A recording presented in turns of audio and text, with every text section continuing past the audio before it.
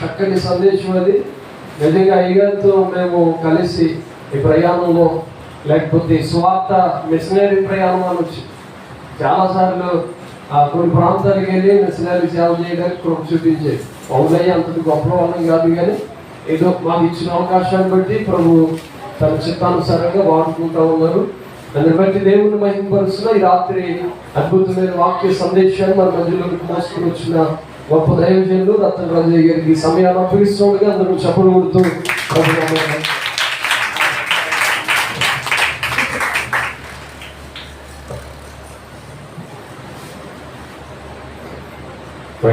హల్లెలూయా. సమస్త మహిమ ఘనత ప్రభావాలు ప్రభుకి కలుగునుగాక. ఆమేన్. చాలా సంతోషం. మరొక పర్యాయం మీ ముందుకు రావడానికి దేవాది దేవుడు నాకు ఇచ్చినటువంటి శ్రేష్టమైనటువంటి శుభతరుణాన్ని బట్టి ప్రభు నామాన్ని స్తుతిస్తూ మీ అందరికీ ప్రత్యేకమైన వందనాలు. అందరూ బాగున్నారండి? చాలా సంతోషంగా ఉంది. దేవుని తన మహాకృప చేత 7వ నెలలో 13వ తేదీ రాత్రికాల సమయంలో యేసయ్య బంగారు పాదాల చెంత చేరి జీవము కలిగిన ప్రభుని ఆరాధించేటువంటి కృపను, ధన్యతను కృపగల దేవుడు మాకు ఇచ్చిన విధానం బట్టి మరొకసారి ప్రభునామాన్ని ఎంతగానో స్తుతిస్తూ నన్ను ప్రేమతో ఈ స్థలానికి ఆహ్వానించినటువంటి దైవజనులు, అభిషక్తులు, ప్రార్థన పనులు, దేవుని పరిచర్యలో బహుబలంగా వాడబడుచు మరి తండ్రి సమానులైనటువంటి దావీదు గారి ప్రత్యేకమైన వందనాలు తెలియజేస్తా ఉన్నాం.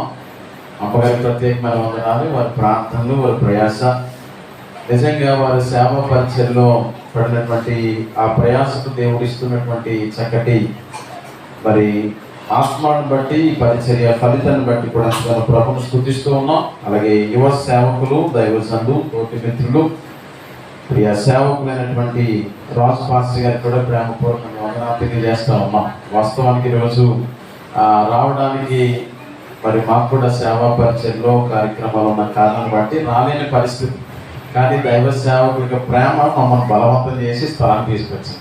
హల్లెలూయా. Very happy to see you all. మిమ్మల్ని కూడా చూడడం చాలా సంతోషదాయకంగా ఉంది.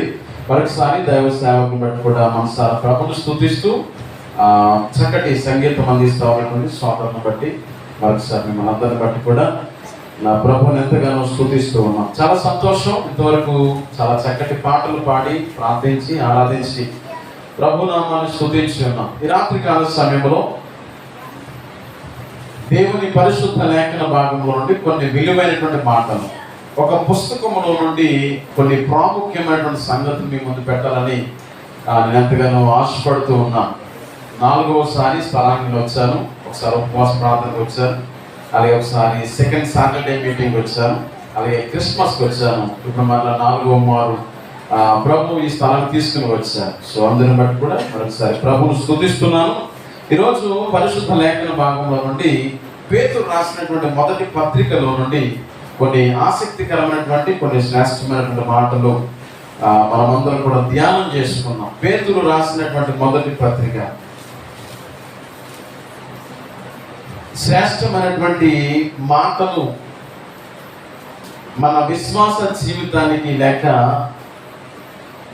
దేవుని కృపలో, లేక దేవునికి ప్రియులైనటువంటి పిల్లలుగా ఉన్నటువంటి మనం ఎటువంటి గుణగణాలు కలిగి ఎలా ముందుకు సాగిపోవాలో చాలా అద్భుతమైనటువంటి సంగతులు పేతురు రాసినటువంటి మొదటి పత్రికలో నుండి మనము నేర్చుకోగలం. ఒక మాట మనం చదువుదాం. 5వ అధ్యాయము, పేతురు రాసినటువంటి మొదటి పత్రిక 5వ అధ్యాయము వర్స్ 8వ వచనాన్ని మనం చదువుదాం. నిబ్బరమైన బుద్ధి గలవారై మెలకువగా ఉండుడి, మీ విరోధి అయిన అపవాది గర్జించు సింహము వలె ఎవరిని మృంగుతున్నా అని వెతుకుచు తిరుగుచున్నాడు. దేవుడి వాక్య భాగమును మన వెలుగులో దీవించును గాక.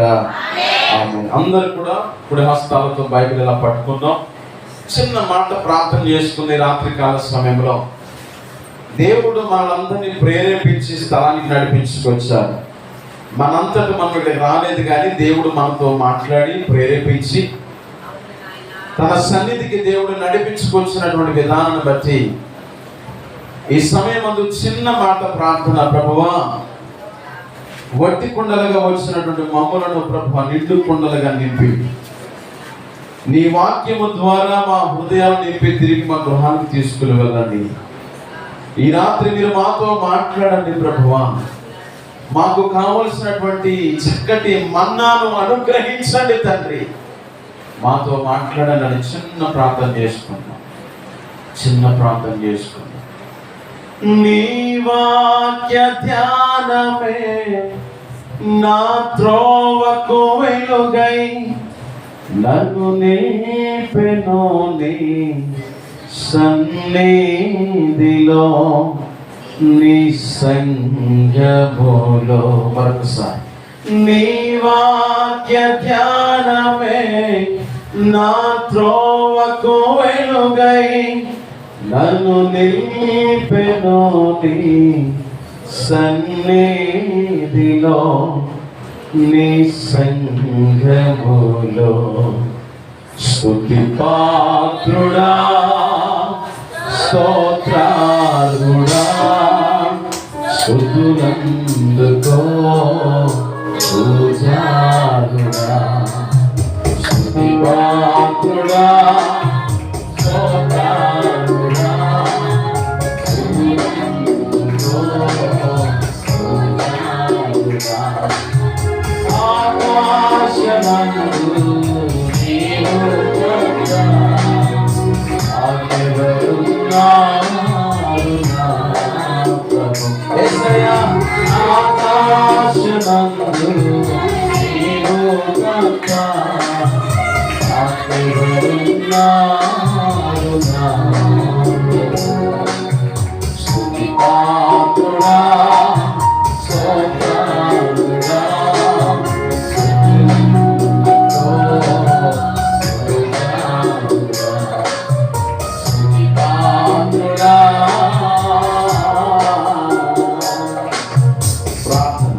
ప్రేమగల మా తండ్రి, కృపా సత్య సంపూర్ణుడా నీకు వందనాలు. ఈ రాత్రి మీ సన్నిధి, మీ తేజస్సు ప్రభువా, మీ ప్రత్యక్షత మాకు దయచేయండి. ఈ రాత్రి కాల సమయంలో నువ్వు మాతో మాట్లాడండి ప్రభువా.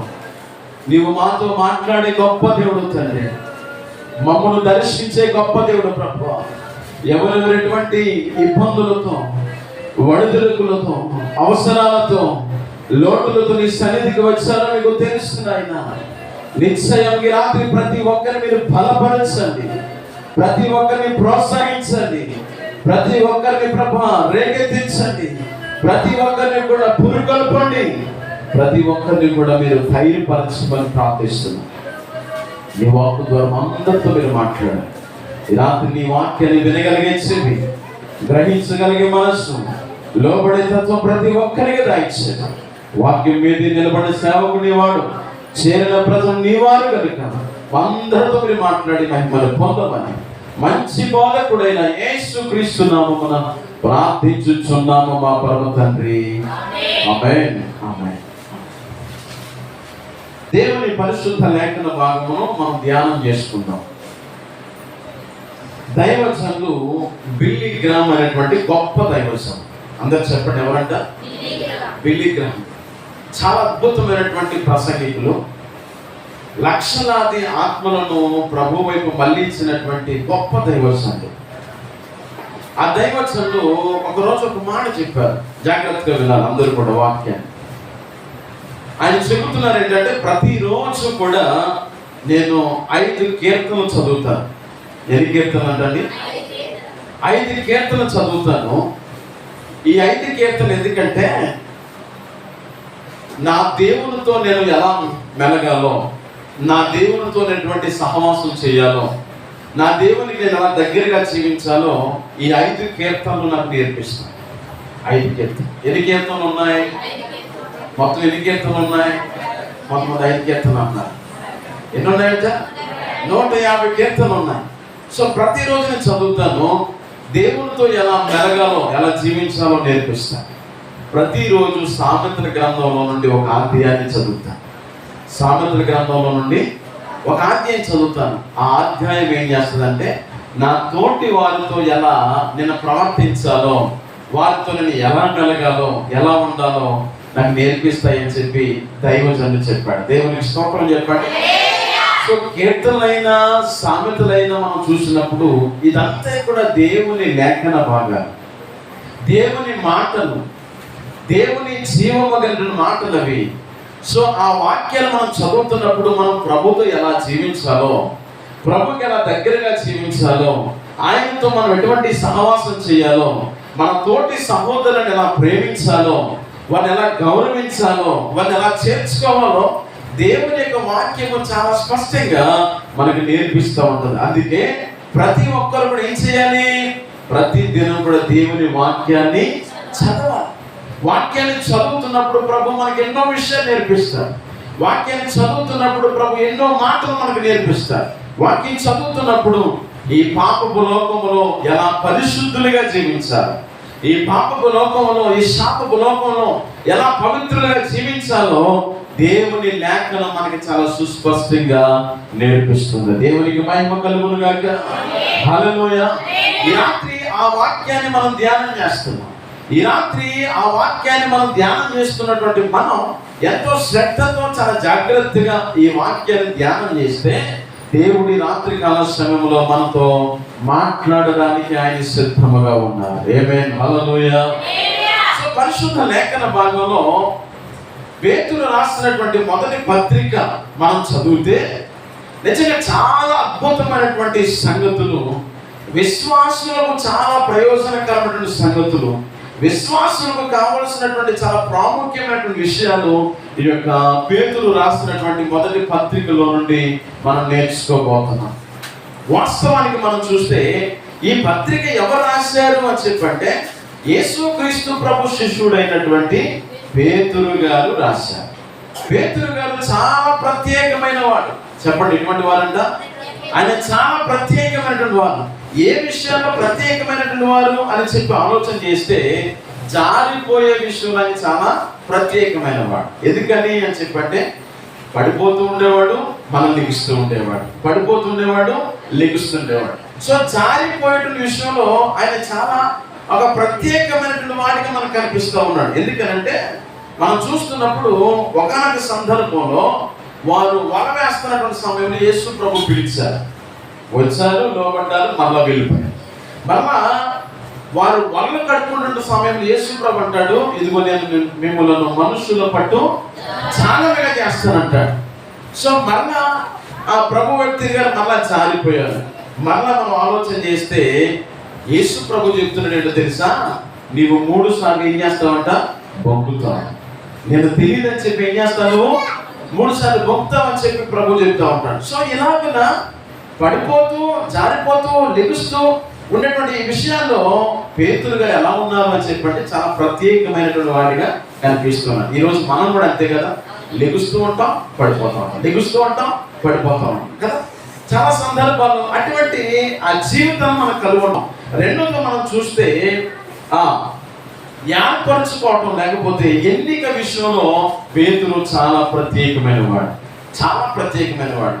యేసుక్రీస్తు ప్రభువుకు చాలా దగ్గరగా ఉన్నటువంటి 3 శిష్యులు ఉన్నారు. వారిలో ఒకరు పేతురు, రెండవది యోహాను గారు, మూడవది యాకోబు. అందువల్ల చాలా దగ్గరగా ఉంటున్నటువంటి వారు. అంటే ఎన్నిక చేసే విషయంలో, ఎన్నిక విషయంలో కూడా ఈ పేతురు చాలా ప్రత్యేకమైన వాడిగా కనిపిస్తా ఉన్నాడు. మూడవది చూస్తే సంఘ శంకుస్థాపన విషయంలో, సంఘ విషయంలో మనం చూసినప్పుడు పేతురు చాలా ప్రత్యేకమైనటువంటి వాడిగా కనిపిస్తూ ఉంటాడు. ఆ మేడ గది 120 మంది ఆ డే ఆఫ్ పెంతెకోస్తు గురించి మనం చూస్తున్నప్పుడు ఆ విషయాల్లో మనం చూస్తే చాలా ప్రత్యేకమైనటువంటి వాడిగా పేతురు కనిపిస్తున్నట్లుగా మనం చూస్తూ ఉంటాం. ఇక 4వది మనం చూస్తే పేతురు ఏ విషయంలో ప్రత్యేకమైన వాడు అని చెప్పంటే చనిపోయే విషయంలో చాలా ప్రత్యేకమైన వాడు.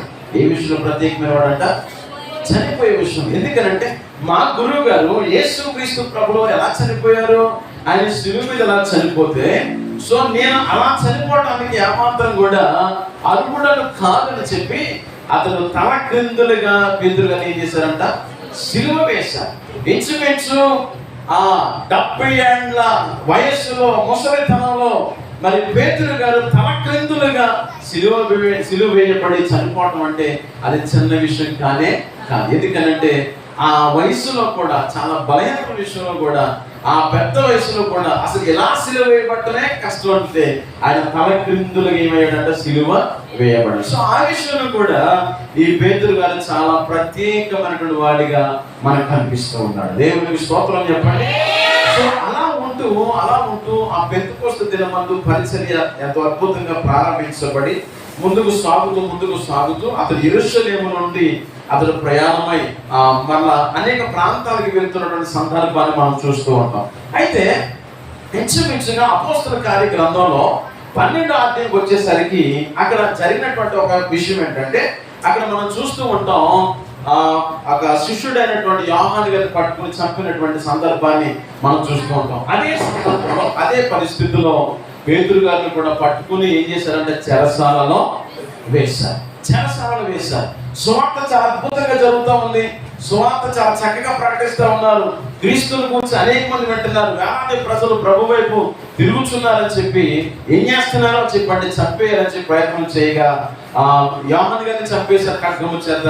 తదుపరి పేతురుని పట్టుకుని ఏం చేశారంటే ఇప్పుడు ఆయన కూడా చంపేయాలని చెప్పి అనుకుంటున్నటువంటి ఆ పరిస్థితిలో ఆ యొక్క చెరసాలలో వేసినప్పుడు అద్భుతంగా సంఘమంతా కలిసి వారు చేసినటువంటి ప్రార్థనలు దేవుడు ఆలకించి ఆ చెరసాల బంధకాల నుండి పేతురు గారిని దేవుడు ఏం చేశారంట, విడిపించినట్లుగా మనం చూస్తూ ఉంటాం. హల్లెలూయా.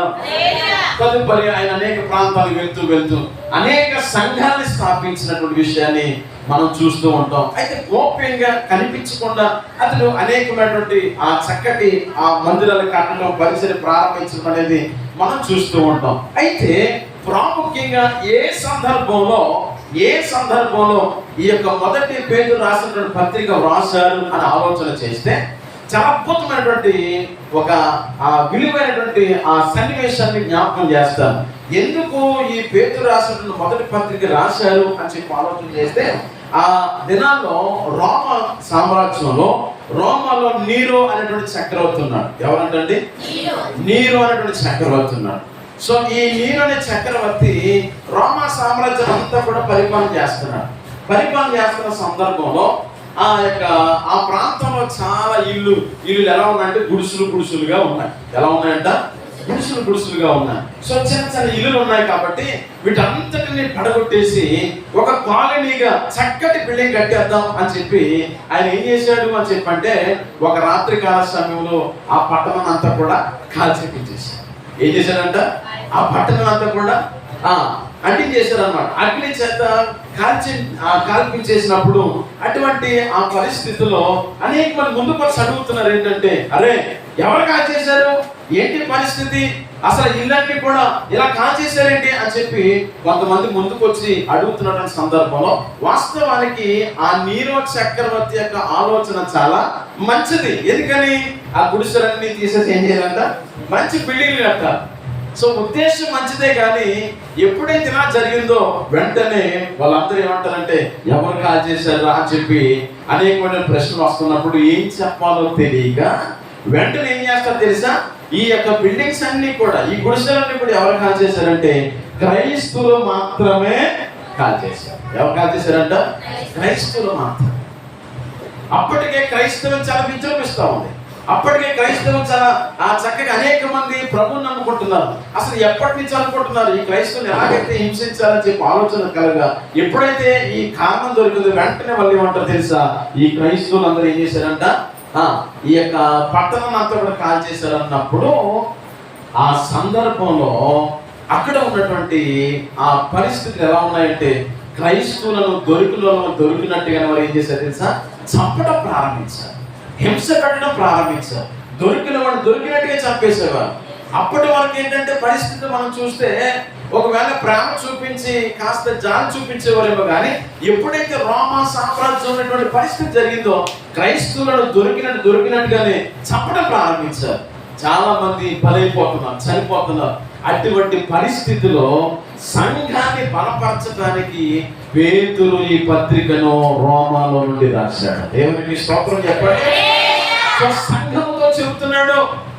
ఏమండి, పేతురు సంఘంతో మాట్లాడుతూ, సంఘమా ధైర్యంగా ఉండండి. చాలా శ్రమలు వస్తాయి, చాలా నిందలు వస్తాయి, చాలా అవమానాలు వస్తాయి, ఇదిగో చాలా దాడులు వస్తాయి, చాలా శ్రమలు వస్తాయి అని చెబుతూ సంఘాన్ని ఉజ్జీవింప చేస్తూ సంఘానికి కావలసినటువంటి ఆదరణ కలిగించే మాటలే ఈ మొదటి పేతురు రాసినటువంటి పత్రిక. అంటే దేవునికి స్తోత్రం చెప్పండి. ఈ పత్రిక వెనక అంత గొప్ప చరిత్ర ఉందన్నమాట. అంత గొప్ప చరిత్ర ఉంది. క్రైస్తవులను భయంకరమైన హింస పెడుతున్నటువంటి సందర్భం మనం చూస్తే ఈ పేతురు రాసినటువంటి పత్రికలో ఎన్ని అధ్యాయాలు ఉన్నాయంటే 5 అధ్యాయాలు కనిపిస్తాయి. ఎన్ని అధ్యాయాలు అంటండి? 5 అధ్యాయాలు కనిపిస్తాయి. 104 వచనాలు కనిపిస్తాయి. మీరు ఇంటికి ఎంత చదవండి, చాలా ప్రాముఖ్యమైన మాటలు. 104 వచనాలు మనకు కనిపిస్తాయి.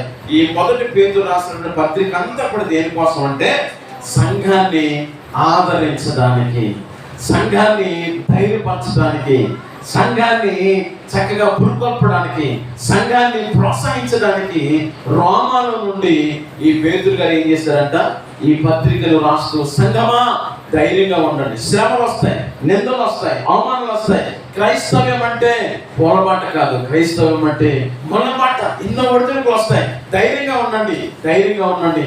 శోధింపబడిన మీదట దేవుడు మీకు ఒక చక్కటి కిరీటాన్ని ఇస్తాడని చెప్పి సంఘాన్ని కాస్త ఏం చేస్తున్నాడంటే ఉజ్జీవింప చేస్తూ ఆదరణ కలిగించే మాటలు వ్రాస్తూ ఈ పేతురు గారి సంఘాన్ని ధైర్యపరుస్తూ ఉన్నారు. హల్లెలూయా, హల్లెలూయా. రెండవది మనం చూస్తే రెండవ పత్రిక కూడా మనం చూస్తూ ఉంటాం కదా. ఆ పత్రిక కూడా పేతురు గారు రాశారు. ఆ పత్రిక ఎందుకు రాశాడని ఆలోచన చేస్తే అపాయం వస్తుంది, జాగ్రత్తగా ఉండండి. ఎందుకు రాశాడంటే ఆ పత్రిక అపాయం వస్తుంది, జాగ్రత్త. ఎందుకని అని చెప్పంటే బయట నుంచి కాదు అపాయం, లోపల నుంచి. అంటే అబద్ధ బోధకులు వస్తారు, జాగ్రత్త. మీరు ధైర్యంగా ఉండండి, ఆ జాగ్రత్తగా వాక్యాన్ని మీరు జాగ్రత్తగా చదవండి అని చెబుతూ రెండవ రాసిన పత్రిక, పేతురు రాసిన పత్రిక గురించి చెబుతూ ఉంటారు. సో ఆ విషయం కాదు, కానీ ఈ మొదటి పేతురు రాసిన పత్రిక గురించి మనం చూస్తే కేవలం సంఘమును ఆదరించడానికి పరిశుద్ధాత్మ ప్రేరణతో పేతురు గారు ఈ పత్రికను రాశారు. హల్లెలూయా. సో ఈరోజు మనం ఆలోచన చేస్తున్నప్పుడు సంఘములో ఉన్నటువంటి మనం వివిధ శ్రమలు వెంటాడుతూ ఉన్నాయి, ఇబ్బందులు వస్తూ ఉన్నాయి, కష్టాలు వస్తూ ఉన్నాయి, ఎన్నో నిందలు వస్తూ ఉన్నాయి, ఎన్నో అవమానాలు వస్తూ ఉన్నాయి, ప్రతికూల పరిస్థితులు ఎన్నో ఎదురవుతూ ఉన్నాయి. అటువంటి పరిస్థితుల్లో ప్రభు మనతో చెప్పే మాట ఏంటో తెలుసా? మీరు ధైర్యంగా ఉండండి. శోధింపబడిన మీదట ప్రభు మీరు ఎలా చేస్తారంట? సువర్ణము వలె మారుస్తాడు. బిగ్గరగా స్తోత్రం చెప్పండి సార్. హల్లెలూయా. కాబట్టి ఖచ్చితంగా దేవుడు మీకు సహాయం చేస్తాడు, ఖచ్చితంగా దేవుడు మీకు తోడుగా ఉంటాడు. శ్రమలో ప్రభువు మిమ్మల్ని విడిచిపెట్టడు అని చెప్పడానికి ఈ చక్కటి పేతురు రాసినటువంటి మొదటి పత్రికను ఆయన రాస్తూ ఉన్నాడు. బహు జాగ్రత్తగా ఈ వాక్యాన్ని మనం జాగ్రత్తగా మనం ఆలోచన చేస్తే చూడండి, ఇక్కడ మనం చూస్తే పేతురు గారికి కేవలం హెబ్రీ భాష మాత్రమే వచ్చు, కానీ అరామిక్ అనేది కానీ గ్రీక్ అనే దానికి అలాంటి పరిస్థితి మనం చూస్తూ ఉంటాం. అయితే ఒక కుర్రను పెట్టుకుని అతను చక్కగా ఈ పత్రికను ఆయన చెబుతున్నప్పుడు ఆ కుర్రవాడి దగ్గరుండి సెల్వన అనే వ్యక్తి ఆ కుర్రను చక్కగా రాసినటువంటి పరిస్థితి మనం చూస్తూ ఉంటాం. అయితే ఈ 5 అధ్యాయాలు జాగ్రత్తగా వినండి. ఈ 5 అధ్యాయాలు మనం చూస్తే శ్రమ అనేటువంటి పదం 17 సార్లు కనిపిస్తుంది. ఎన్నిసార్లు కనిపిస్తుంది అంట? శ్రమ అనే పదం ఎన్నిసార్లు కనిపిస్తుంది అంట? 17 సార్లు కనిపిస్తుంది. 17 సార్లు. అయితే మరొక పదం కూడా కనిపిస్తుంది. ఆ పదం ఏంటంటే కృప. అందరూ చెప్పండి, ఏంటో పదం? కృప. కృప అనేటువంటి పదం 9 సార్లు కనిపిస్తుంది. శ్రమ అనే పదం ఈ పత్రికలో 17 సార్లు కనిపిస్తే కృప అనేటువంటి పదం ఇంచుమించుగా 9 సార్లు కనిపిస్తుంది. అంటే దానికి అర్థం ఏంటంటే శ్రమలో ఉన్నారా, దేవుని కృప మీకు తోడుగా ఉంది. వ్యాధుల్లో ఉన్నారా, దేవుని కృప మీకు తోడుగా ఉంది. బాధలో ఉన్నారా, దేవుని కృప మీకు తోడుగా ఉంది అని చెప్పడానికి పేతురు గారు చాలా అద్భుతమైనటువంటి విషయాలు ఇక్కడ జ్ఞాపకం చేస్తున్నాడు. దేవునికి మహిమ కలుగును గాక. హల్లెలూయా. ఈరోజు ఈ యొక్క రాత్రికాల సమయంలో ఈ ప్రత్యేకమైనటువంటి ఉపవాస కూడికలో ఉదయకాల సమయంలో చక్కటి వాక్యం మీరు విన్నారు. ఈ రాత్రి కూడా ప్రభు జ్ఞాపకం చేస్తున్నాడు. చాలా సందర్భాల్లో శ్రమలు అంటే మన తలకాయ కిందకి వెళ్ళిపోతాం. ఎలా వెళ్ళిపోతాయంట? శ్రమలు అంటే కనీసం ఆ పదం పలకడానికి కూడా మనం ఏం చెయ్యం? చాలా సందర్భాల్లో ఇష్టపడం. అవునా కదండి? మనకేం కావాలంటే అస్తమానం కూడా ఆశీర్వాదాలు కావాలి. పంపుము దేవా నింపుము దేవా, పంపుము దేవా నింపుము దేవా. ఏమండి? ఆశీర్వాదాలు కావాలి, స్వస్థతలు కావాలి, ఏమంటే మేలులు కావాలి. వీటికి మనం చాలా సందర్భాల్లో అలవాటు అయిపోయాం. ఈరోజు చాలా ప్రసంగాలు కూడా చాలా సందర్భాల్లో ఆశీర్వాదాలు, స్వస్థత గురించి చాలా ప్రసంగాలు పెట్టినప్పుడు అందుకు చాలా మంది ఏమైపోతున్నాం, మాకు స్వస్థతలే కావాలి, ఆశీర్వాదాలే కావాలి, ఎప్పుడు దేవుడు మాకు ఇవ్వాలి, ఎప్పుడు తెలియని వ్యక్తి ఎవరొకరు మా బ్యాంకులో మా అకౌంట్లో 50,000 వేసేయాలి, అర్థమవుతుందా అని ఎన్నో కోరుకుంటూ ఉంటాం. కానీ మరొక విషయాన్ని మనం చూస్తే విశ్వాస జీవితంలో ఏమొస్తాయి తెలుసా? శ్రమ వస్తాయి. అగ్ని వంటి శ్రమలు వస్తాయి. ఏమంటే ఎన్నో నిందలు వస్తాయి, ఎన్నో అవమానాలు వస్తాయి, ఎన్నో ప్రతికూల పరిస్థితి గుండా ప్రయాణం చేయాలి, ఎన్నో నిందల గుండా ప్రయాణం చేయాలి. ఏమంటే ముళ్ళబాట, ఎన్నో ముళ్ళుంటాయి, ప్రతికూల పరిస్థితులు ఎన్నో ఉంటాయి. వీటన్నిటిలో కూడా ఒకటి చెప్పగలను, ఎటువంటి ఇబ్బందులను ఉన్నా నువ్వు ఒంటరిగా పోరాటం చేయగాని ఖచ్చితంగా ప్రభు నీకు తోడుగా ఉంటాడు. ప్రభు యొక్క హస్తం నీకు ఎప్పుడు తోడుగా ఉంటుంది. అందుకే లేఖన భాగం సెలవిస్తూ ఉంటుంది, నువ్వు జలములలో పడి వెళ్ళినను అవి నీ మీద పొర్లి, అగ్నిలో పడి వెళ్ళినను అవి నిన్ను కాల్చవు. ఏమంటే ప్రభు ఎప్పుడు కూడా మీకు తోడుగా ఉంటాడు. ప్రభు మీకు ఎప్పుడు కూడా సహాయం చేస్తాడు. ప్రభు ఎప్పుడు కూడా మీకు అండగా ఉంటాడు. ఆయన ఎంత మాత్రం విడిచిపెట్టువాడు కానే కాదు. ఒకరోజు ఒక వ్యక్తి సముద్రం ప్రక్కన నడుచుకుంటూ వెళ్తున్నాడు. ఆయన ఒక కలలో చూస్తున్నాడు. ఒక కళ వచ్చింది. ఆ కళలో ఆ వ్యక్తి సముద్రం ప్రక్కన నడుచుకుంటూ వెళ్తున్నాడు. నడుచుకుంటూ వెళ్తున్న సందర్భాల్లో కొంచెం దూరం వెళ్ళేసరికి ముళ్ళు కనిపిస్తున్నాయంట. ఆ ముళ్ళు మీద ఈ నడుచుకుంటూ వెళ్తున్నప్పుడు ఆయన కాళ్ళంట రక్తం కారిపోతూ ఉంది. ఆ కళలో ఈ వ్యక్తి ఏం చేస్తున్నాడంటే ఏడుస్తున్నాడంట, కన్నీరు కారుస్తున్నాడంట, కాళ్ళు నొప్పులు వచ్చేస్తున్నాయని చెప్పి ఏడుస్తూ చాలా బాధపడుతున్నాడంట. ఈలోపు ప్రభు ప్రత్యక్షమే చెప్తున్నాడంట, నాయనా నువ్వు ఎందుకు ఏడుస్తున్నావు అని చెప్పంటే వెంటనే చెప్పాడు. ఈయన అంటున్నాడు, ఇదిగో ముళ్ళు నా కాళ్ళు గుచ్చుకున్నప్పుడు నాకు చాలా వేదన కలుగుతున్న కోసం అని చెప్పంటే వెంటనే ప్రభు అన్నాడంట, ఆ కాళ్ళు నీ కాళ్ళు కాదు, ఆ కాళ్ళు నా కాళ్ళు అన్నాడు. దేవునికి మహిమ కలుగును గాక. అవి నీవు కావు. ఎప్పుడైతే ముళ్ళు తుప్పులు వస్తున్నాయో, ఎప్పుడైతే ముళ్ళు వస్తున్నాయో అప్పుడే నేను ఎత్తుకున్నాను, నా చేతిలో నేను పెట్టుకున్నాను. అవి నీ పాదాలు, నీ కాళ్ళు కాదు, అవి నా కాళ్ళు అని చెప్పి ఆ ప్రభు మాట్లాడి ఉన్నాను. ఎందుకనంటే కష్టాల్లో ఎంత మాత్రం ప్రభు నేను విడిచిపెట్టువాడు కానే కాదు. నీకు ఎప్పుడు తోడుగా ఉంటాడు, నీకు ఎప్పుడు సహాయం చేస్తాడు, నీ వెన్నట్టే ఉంటాడు, నిన్ను విడిచిపెట్టువాడు కానీ. ఎందరు విడిచిపెట్టినా, ఎందరు త్రోసివేసినా, ఎవరిని కష్టాలు ఉన్నప్పుడు బంధువులు అందరూ విడిచిపెడతారు, అందరూ త్రోసివేస్తారు. ప్రభు ఎంత మాత్రము త్రోసివేసేవాడు కానీ కాదు. ప్రభు మాట్లాడుతున్నాడు తెలుసా, శ్రమలో ఉన్నారా, ధైర్యంగా ఉన్నాడు. అనవసరం నేను తోడుగా ఉన్నానని చెప్పి దేవుని కృప శ్రమలో తోడుగా ఉందని ఈ పత్రిక చక్కటి విషయాన్ని మనం జ్ఞాపకం చేస్తాం.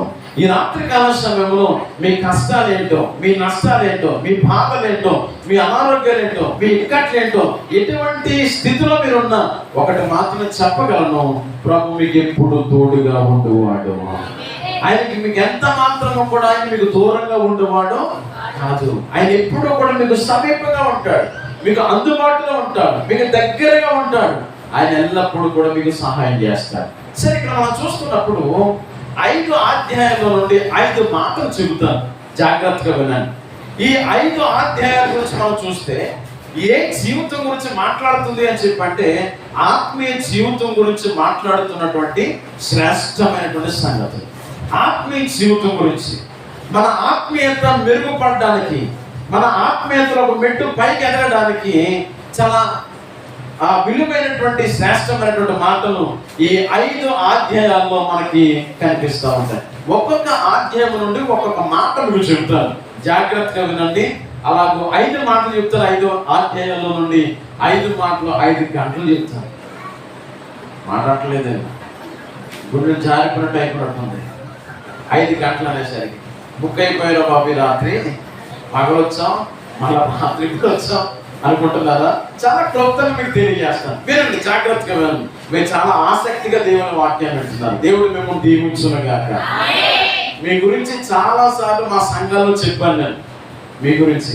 ఎందుకంటే చాలా ఉద్యమమైనటువంటి సంఘం, మరి ఎంతో చక్కటి ఆత్మీయ నడిపింపు దైవజనులు దావిదయ్య గారు, అలాగే అమ్మగారు, అలాగే యువ సేవకులు, నా మిత్రులు రాజు పాస్టర్ గారు ఎంత చక్కగా మిమ్మల్ని ఆత్మీయంగా పోషిస్తూ, చాలా చక్కగా ఆత్మీయమైన మాటలు చెబుతూ చాలా చక్కటి రీతిలో మేము నడిపిస్తున్నారు. నిజంగా ఇక్కడ చూసినటువంటి ఉద్యమం చాలా సంఘాలు ఎక్కడ చూడలేదన్నమాట.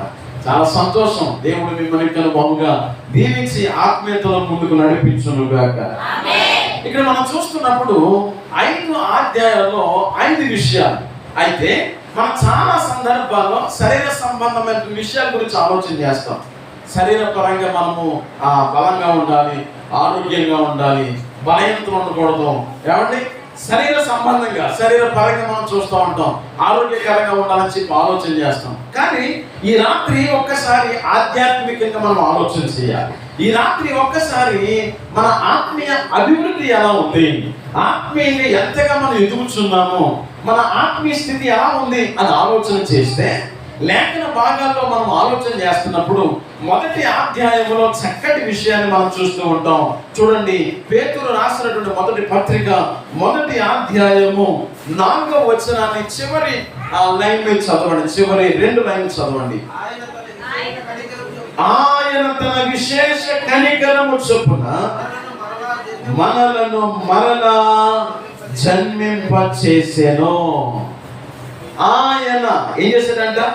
తన విశేష కనికరము చొప్పున మనలను మరలా ఏం చేశాడంట? జన్మింపజేశాడు. అందరూ ఈ మాట చెప్పండి, మరలా జన్మింపజేశాడు. జాగ్రత్తగా వినండి. ప్రతి మనిషికి 2 జన్మలు ఉంటాయి. ఎన్ని ఉంటాయంట? 2 జన్మ. ప్రతి వ్యక్తి కూడా ఈ భూమి మీద పుట్టిన ప్రతి వ్యక్తి కూడా దేవుని ఉన్నతమైన ప్రణాళిక ఇది, దేవుని ఉన్నతమైన ఉద్దేశం ఇది. దేవుని యొక్క ఆ ఉద్దేశం, దేవుని చిత్తం ఏంటంటే ప్రతి ఒక్కరికి ఎన్ని ఉండాలంటే 2 జన్మ. ఒకటి శరీర పరంగా మనం జన్మిస్తాం, అది మన తల్లిదండ్రుల కలయిక వల్ల మనం ఏం చేస్తాం? జన్మిస్తాం. సో 2వ జన్మ ప్రతి ఒక్కరికి ఉండాలి. మీరు తలలు పైకి ఎత్తండి, నా వైపు చూడండి. రెండోది మనం చూస్తే 2వ జన్మ కనిపిస్తుంది. అది ఏ జన్మ? అది ఏ పుట్టుక అంటే క్రీస్తులో జన్మించుట. అంటే చెప్పండి, ఏ జన్మ అంటది? అందుకే ఒకానొక సందర్భంలో యోహాను సువార్త 4వ అధ్యాయం చదవండి. నికోదేముతో మాట్లాడుతున్నప్పుడు చక్కటి విషయం మనం చూస్తూ ఉంటాం. ఇదిగో ఒకడు ఏం చేయాలి? కొత్తగా జన్మిస్తేనే కానీ వాడు దేవుని రాజ్యానికి వారసులు కానేరడు అని చెప్పి మనం చూస్తూ ఉంటాం. వెంటనే నికోదేము అంటాడు, అయ్యా నేను ఇప్పటికే ముసలోడిని అయిపోయాను, ఇప్పుడు ఎలా నేను మళ్ళీ నా తల్లి గర్భంలోకి వెళ్ళి మళ్ళా ఎలా జన్మించగలను అని చెప్పి అంటున్నప్పుడు వెంటనే అక్కడ చక్కటి వాక్యం మనం చూస్తూ ఉంటాం. ఒకడు ఏం చేయాలంట? నీటి మూలముగా, మరొకడు ఆత్మ మూలముగా జన్మిస్తేనే గాని. దేవునికి స్తోత్రం చెప్పండి. దేవుని రాజ్యానికి వారసులు కానేరు అని చెప్పి విలువైన మాట మనం చూస్తూ ఉంటాం. అంటే ఈ మొదటి అధ్యాయం అంతా కూడా ఎవరి గురించి చెబుతుంది అంటే ప్రతి మనిషి కూడా క్రీస్తులో మరలా జన్మించాలి. ఏం చేయాలంట? క్రీస్తులో ప్రతి ఒక్కరు మరలా జన్మించాలి. అంటే ప్రతి ఒక్కరు దేని కొరకు ఆలోచించాలి అంటే ఆత్మ కొరకు ప్రతి ఒక్కరు కూడా ఆలోచన చేయాలి. శరీరం కొరకు కాదు, ఆత్మ కొరకు ఆలోచన చేయాలి. ఇప్పుడు చాలా సందర్భాల్లో మన భక్తి కూడా ఎలా ఉందంటే ఎప్పుడు కూడా భౌతికమైనటువంటి అవసరాల కొరకే ఆలోచన చేస్తున్నాం. దేనికోసం ఆలోచన చేస్తున్నాం? ఆరోగ్యం ఉండాలి, అప్పులు ఉండకూడదు, మానసిక సమస్యలు ఉండకూడదు, బాధ ఉండకూడదు. ఇదంతా భౌతికంగా ఆలోచన చేస్తున్నాం. కానీ మనం మరొక దాని కొరకు చాలా ప్రాముఖ్యంగా ఆలోచన చేయాలి. అది దేని కొరకు అని చెప్పంటే ఆత్మ కొరకు ప్రతి ఒక్కరు కూడా ఏం చేయాలంట? ఆలోచించాలి. సో మన ఆత్మీయ స్థితి ఎలా ఉంది, మన ఆత్మీయ పరిస్థితి ఎలా ఉంది? సో ఈ రోజే కాదు భౌతికమైనటువంటి అవసరాల కొరకు పరుగులెట్టేది. ఆ రోజు యేసుక్రీస్తు ప్రభు కాలంలో కూడా చాలా మంది ఏం చేసేవారు తెలుసా? భౌతికమైన అవసరాల కొరకు చాలా మంది ప్రభు దగ్గరికి వచ్చేవారు. గమనించండి, పరిశుద్ధ లేఖన భాగాలు మీరు చదువుతున్నప్పుడు స్వార్థ పాఠాల్లో మత్తయి సువార్త, మార్కు సువార్త, లూకా సువార్త, యోహాను సువార్త మీరు చదివితే ఆనాటి దినాల్లో యేసు ప్రభు ఏ ఊరికి వచ్చినా కానీ ఏం చేసేవారు అని చెప్పంటే జన సమూహము యేసు ప్రభుని వెంబడించి. మీరు చదివారా మాటలు? ఎక్కడ చూసినా కానీ ఈ మాట కనిపిస్తుంది. జన సమూహము ఏం చేశారంట? యేసు ప్రభు ఏం చేశారంట? వెంబడించి. ఎక్కడికి వెళ్తే అక్కడికి బహు జన సమూహము వెంబడించేది. అయితే వెంబడించినటువంటి వారిలో 3 మనస్తత్వాలు కలిగిన వారుగా కనిపిస్తున్నారంట. ఎన్ని మనస్తత్వాలంట? 3 మనస్తత్వాలు గల మనుషులు యేసు ప్రభుని వెంబడించారు. మొదటి మనస్తత్వం ఏంటో తెలుసా? యేసు ప్రభు కూడా వెళ్తే తినటానికి వంటానికి ఏ లోటు మనకి ఉండదు. ప్రార్థన అయిపోతుందో పోబెడతాడైనా ఏం పెడతాడంట? ప్రార్థన అయిపోతుందో భోజనము తినడానికి ఉండడానికి ఏ లోటు కూడా ఉండదు. మొదటి గ్రూప్ ఆఫ్ పీపుల్ అన్నమాట. రెండోది చూస్తే యేసు ప్రభుని వెంబడించేవారు. ఈ రోజు కూడా మనం కూడా ఏం చేస్తాం? యేసు ప్రభు చాలా సందర్భాలు యేసు ప్రభు దగ్గరకు వస్తే స్వస్థతలు వస్తాయి, యేసు ప్రభు దగ్గరకు వస్తే దీవిస్తాడు, ఆశీర్వదిస్తాడు, ఇవన్నీ చేస్తాడు. నీ అప్పులు తీరుస్తాడు, నీకు ఆరోగ్యం ఇస్తాడు, మనశ్శాంతిని ఇస్తాడు, నెమ్మదిని ఇస్తాడు. దానితో పాటు ఏం చేయాలి తెలుసా? నీ ఆత్మ కొరకు ఆయన చాలా ఆలోచన చేస్తున్నాడు. నువ్వెంత మాత్రమో కూడా నశించిపోకూడదని ప్రభు నీ కొరకు ఆయన త్యాగం చేశాడు. తన జీవితాన్ని ఆయన తన రక్తాన్ని వెలగా చెల్లించాడు. ఎందుకోసం తెలుసా? నీ ఆత్మ నశించిపోవడం ఏమాత్రం ఆయనకి ఇష్టమో కాదు. అదో సో ఒకటి మనం చూస్తున్నాం, భౌతికమైన అవసరాల కొరకు వచ్చేవారు. రెండవ మనస్తత్వం ఏంటంటే యేసు ప్రభు మాటల్లో ఎక్కడైనా తప్పులు దొరుకుతాయేమో. ఆయన పరిశుద్ధుడు అంటున్నాడు కదా, ఆయన నిందారహితుడు అంటున్నాడు కదా, ఎక్కడైనా ఆయనలో లోపాలు దొరుకుతాయేమో అని చెప్పి కొంతమంది పరిచర్యలు ఏం చేసేవారంటే ఆయనలో తప్పులు పట్టుకోవడానికి వెంబడించేవారు. బాగా వినండి. 3వ మనస్తత్వం ఏంటో తెలుసా? వాళ్ళు ఏం చేసేవారంటే యేసు ప్రభుని వెంబడించడం ద్వారా మన ఆత్మకు విముక్తి కలుగుతుంది. యేసు ప్రభుని వెంబడించడం ద్వారా మన జీవితాలు బాగుపడతాయి. యేసు ప్రభుని వెంబడించడం ద్వారా మన జీవితం మన తలవాత మారుతుంది. యేసు ప్రభుని వెంబడించడం ద్వారా మన జీవితాన్ని దేవుడు స్థిరపరుస్తాడు, మన జీవితం దేవుడు మరింతగా అభివృద్ధిలో నడిపిస్తాడు అని చెప్పి ఒక మంచి ఆ స్వభావంతో, ఒక మంచి మనసుతో కొంతమంది ఏం చేశారు తెలుసా? యేసు ప్రభుని వెంబడించిన. అలా వెంబడించిన వారి జీవితంలో దేవాది దేవుడు అద్భుతమైన కార్యాలు చేశారు. బెస్ట్ ఎగ్జాంపుల్ ఏంటో తెలుసా? ఒకసారి యేసుక్రీస్తు ప్రభు నినివే పట్టణానికి వచ్చాడు. ఒకసారి మనం చూస్తున్నప్పుడు పరిశుద్ధ లేఖన భాగంలో యేసుక్రీస్తు ప్రభుల వారు మనం చూస్తుంటే ఎరుకో పట్టణానికి యేసు ప్రభు వచ్చినటువంటి సందర్భాన్ని మనం చూస్తున్నాం. అక్కడ పొట్టివాడైన జక్కయ్య ఏం చేస్తున్నాడంట? మేడి చెట్టు ఎక్కి యేసు ప్రభును చూడాలని ఎంతో తృష్ణ కలిగి, తపన కలిగి, ఎలా ఉంటాడైనా అని చెప్పి చూడడానికి వచ్చాడంట. ఎవరంట? జక్కయ్య.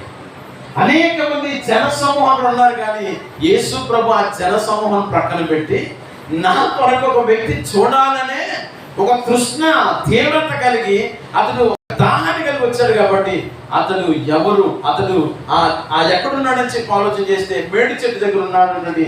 ఆ వ్యక్తి దగ్గరికి యేసుక్రీస్తు ప్రభు వచ్చిన సందర్భం మనం చూస్తూ ఉంటాం. యేసుక్రీస్తు ప్రభు ఆ ఇంటికి వెళ్ళగా ఆ ఇంటి వారందరికీ ఆ రోజు ఏమొచ్చిందంట? రక్షణ వచ్చింది. హల్లెలూయా. అంటే ఒకరు ఏం చేసేవారు? భౌతికమైన అవసరాల కొరకు వచ్చేవారు. రెండోగా చూస్తే కొంతమంది ఏం చేసేవారంట? తప్పులు పట్టుకోవడం వచ్చేవారు. 3వ మనస్తత్వం ఏంటో తెలుసా? వారు ప్రభు దగ్గరికి వస్తే మనకు విముక్తి కలుగుతుంది, ప్రభు దగ్గరికి వస్తే మనకు విడుదల కలుగుతుంది, ప్రభు దగ్గరికి వస్తే మనకు విమోచన కలుగుతుందని ఒక మంచి మనసుతో వచ్చారు. ఈ రాత్రి నిశ్చయముగా మనం కూడా అట్టి ఆశతో మనం దేవుని సన్నిధికి వస్తున్నప్పుడు ఖచ్చితంగా ప్రభు మీ కుటుంబాల్లో ఘనమైన కార్యాలు చేస్తాడు. హల్లెలూయా. కాబట్టి ఇక్కడ మనం ఆలోచన చేస్తున్నప్పుడు దేవుని బిడ్డలారా, ప్రతి ఒక్కరు కూడా శరీర సంబంధమైన జన్మ ఉంటుంది, రెండవ జన్మ. అందుకే ఇక్కడ అంటాడు తెలుసా? ఆయన చక్కటి మాట, ఆయన తన విశేష కనికరము చొప్పున మనలను మరణ జన్మింపజేశాను. అంటే క్రీస్తులో పుట్టుక. ప్రతి ఒక్కరు ఏం చేయాలి? ఇప్పుడు ఈ భూమి మీద పుట్టిన ప్రతి ఒక్కరు ఏం చేయాలి తెలుసా? క్రీస్తులో మరలా జన్మించాలి, క్రీస్తులో మరలా జన్మించాలి. ఎవరైతే క్రీస్తులో జన్మిస్తారో వారి ఆత్మ దేవుని రాజ్యములకు వెళ్తుంది. నాశనానికి, అగ్నికి, అగ్నిగుండానికి, భయంకరమైన పతనానికి దారి తీయకుండా దేవుని రాజ్యానికి వారసులు అవ్వాలంటే ఖచ్చితంగా మరలా ఏం చేయాలంట? జన్మించాలి. దేవునికి స్తోత్రం చెప్పండి. సో ఇదే మొదటి అధ్యాయంలో మనం చూస్తున్నప్పుడు 14వ వచనాన్ని కూడా మీరు చదివితే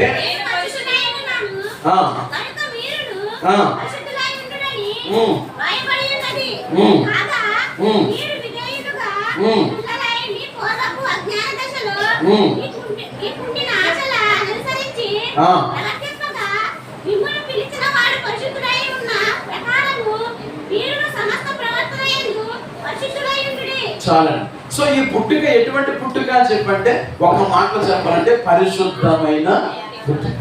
హల్లెలూయా. ఏ పుట్టుక అంటే ఇది? పరిశుద్ధమైన పుట్టుక. ఎందుకనంటే ఇక్కడ వాక్యం మనం చూస్తున్నప్పుడు దేవాతి దేవుడు మాట్లాడుతున్నాడు, నేను పరిశుద్ధుడనై ఉన్నాను కాబట్టి మీరు కూడా ఎలా ఉండాలంట?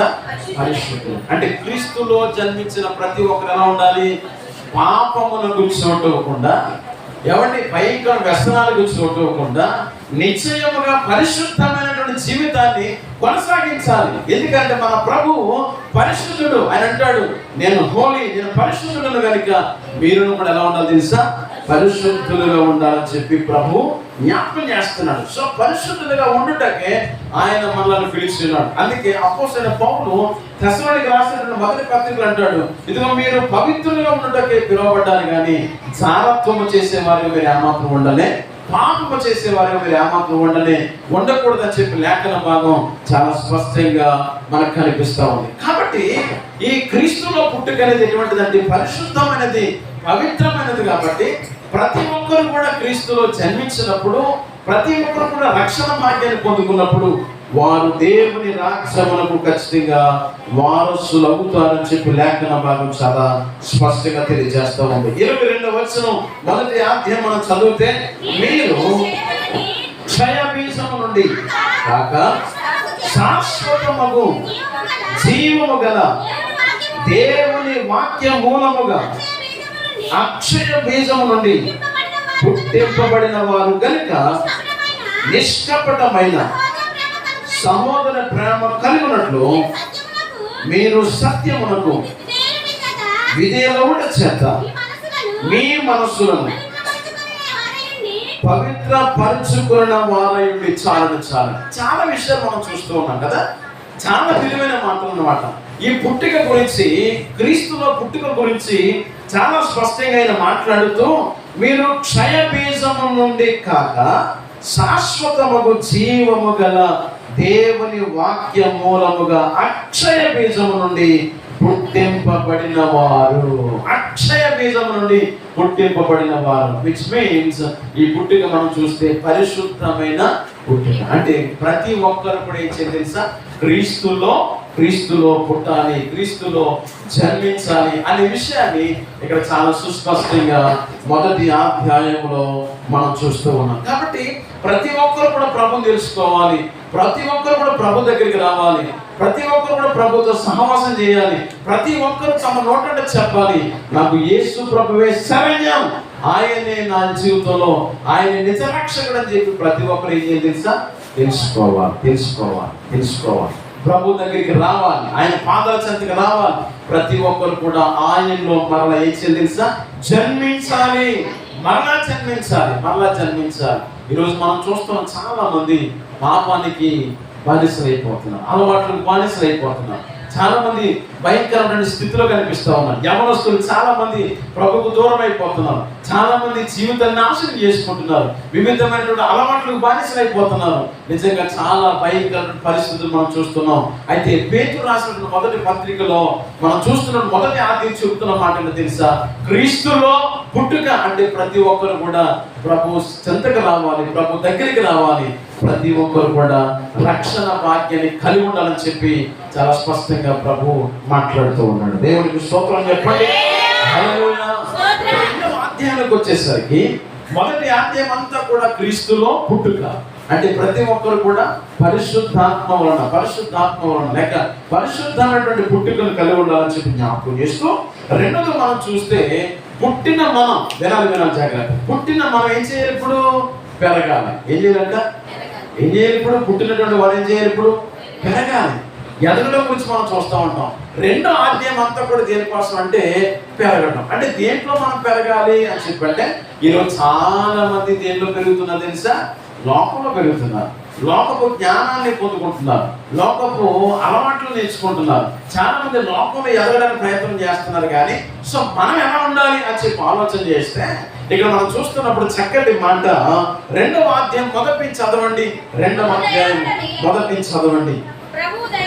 ప్రభువు దయాళుడని మీరు రుచి చూచి ఉన్న ఎడల సమస్తమైన దుష్టత్వము సమస్తమైన కపటమును వేషధారణయు అసూయను సమస్త దూషణ మాటలను మాని కొత్తగా జన్మించిన శిశువులను పోలిన వారై నిర్మలమైన వాక్యమును పాల వలన రక్షణ విషయములో ఎదుగు నిమిత్తం ఆ పాలను అపేక్షించుడి. చూసారా? రెండోది మనం చూస్తే ఎందులో ఎదగాలో ఇక్కడ పేతురు గారు చాలా చక్కగా మాట్లాడుతూ ఉన్నారు కదా. సో పుట్టినటువంటి వారు, క్రీస్తులో పుట్టిన ప్రతి ఒక్కరు, క్రీస్తులో జన్మించిన ప్రతి ఒక్కరు కూడా ఎక్కడ ఎదగాలి ఇప్పుడు, ఎలా ఎదగాలి ఇప్పుడు అని ఆలోచన చేస్తే ఆయన చాలా చక్కగా మాట్లాడుతున్నాడు. ఏంటో తెలుసా? ప్రభు దయాళుడని మీరు రుచి చూచి ఉన్న ఎడల సమస్తమైన దుష్టత్వమును మానేయాలి. ఇప్పుడు ఏం చేయాలి? ఇప్పుడు క్రీస్తులో జన్మించిన మనం, యేసు ప్రభుని అంగీకరించిన మనం, మనలో ఏముండకూడదు ఇప్పుడు అని చెప్పంటే దుష్టత్వం అనేది మనలో ఉండకూడదు. దుష్టత్వానికి మనం ఏమాత్రం చోటు ఇవ్వకూడదు. దుష్టత్వం మానేయాలి. సమస్తమైన కపటమును ఏముండకూడదు అంటే మనలో కపటం ఉండకూడదు. అదవుతుందని మనం ఏమనకూడదంట? కపటం ఉండకూడదు.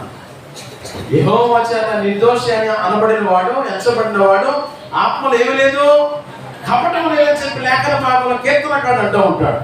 అర్థమవుతుందా? సో ఆత్మలో మనకి ఏముండకూడదు ఇప్పుడు? కపటం ఉండకూడదు. అందుకే యేసుక్రీస్తు ప్రభుల వారు తన శిష్యులను పిలిచి ఒకరోజు మాట్లాడుతూ ఉంటాడు. ఇదిగో తోడేళ్ల మధ్యకు గొర్రెలను పంపుతున్నట్లుగా నేను మిమ్మల్ని పంపుతున్నాను.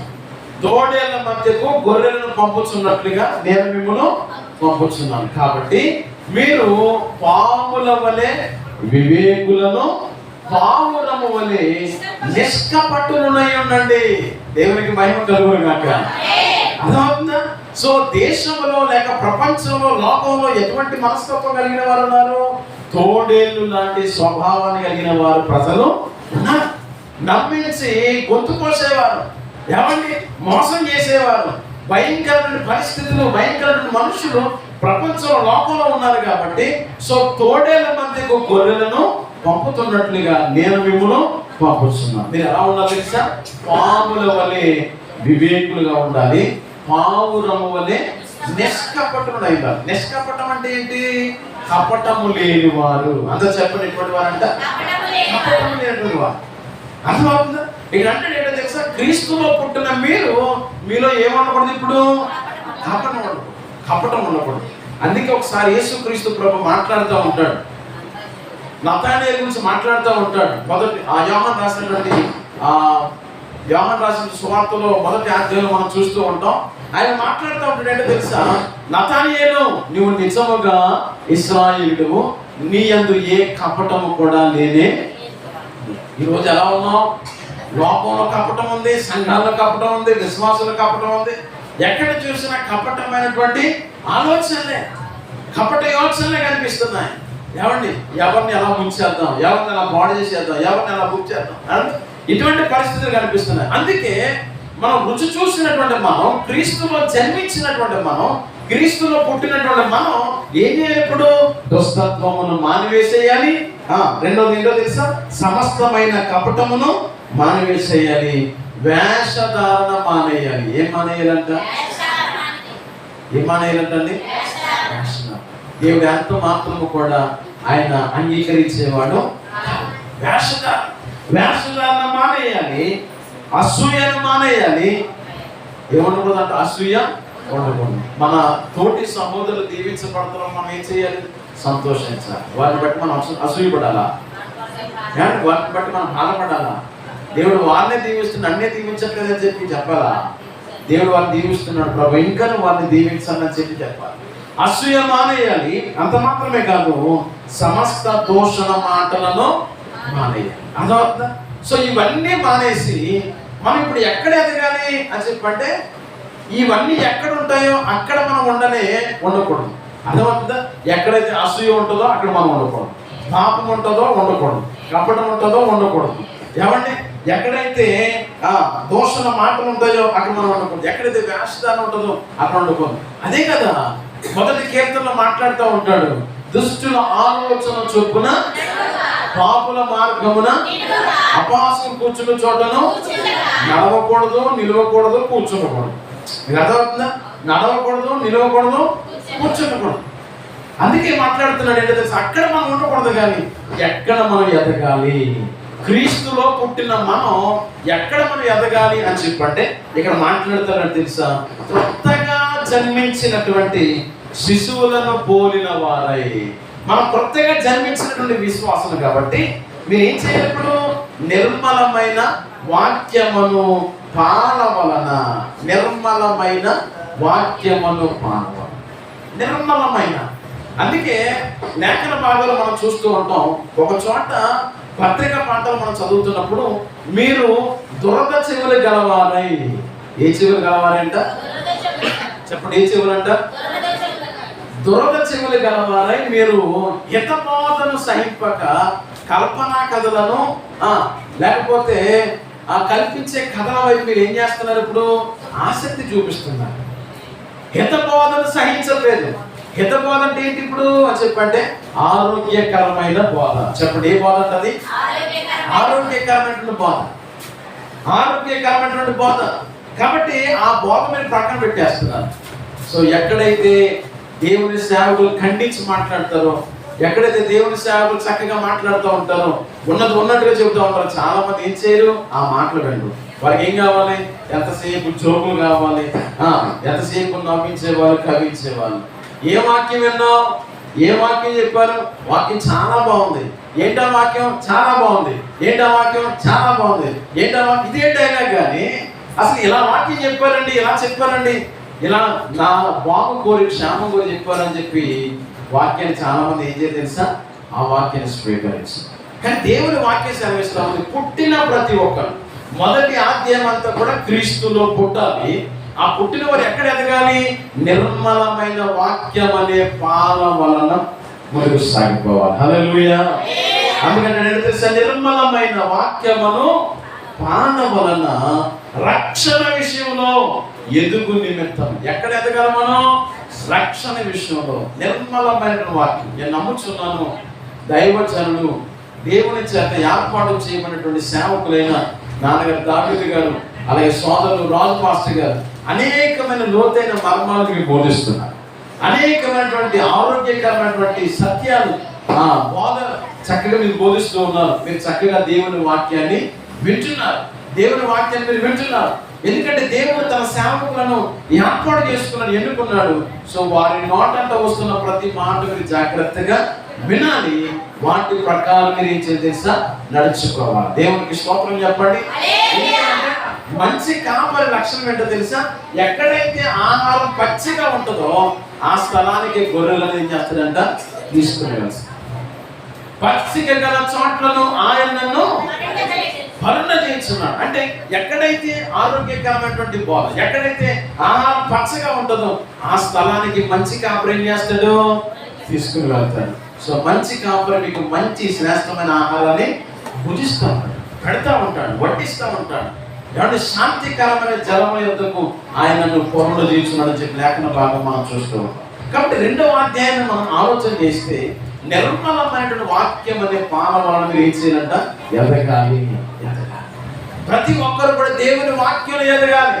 భౌతికంగా లోకంలో కాదు మనం ఎదగవలసింది. ఈరోజు మనము భౌతికంగా ఎక్కువ ప్రాధాన్యత ఇచ్చేస్తున్నాం. ఆత్మీయంగా మనం ఏం చేస్తాం తెలుసా? మనం చల్లారిపోతా ఉన్నాం. ఆత్మీయంగా నిర్జీవమైన స్థితి.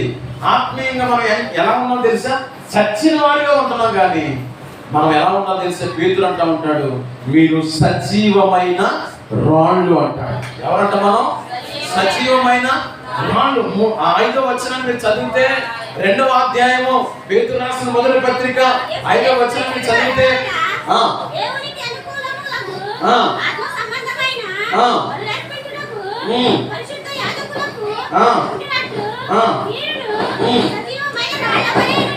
సజీవ రాళ్ళ వలె ఉండి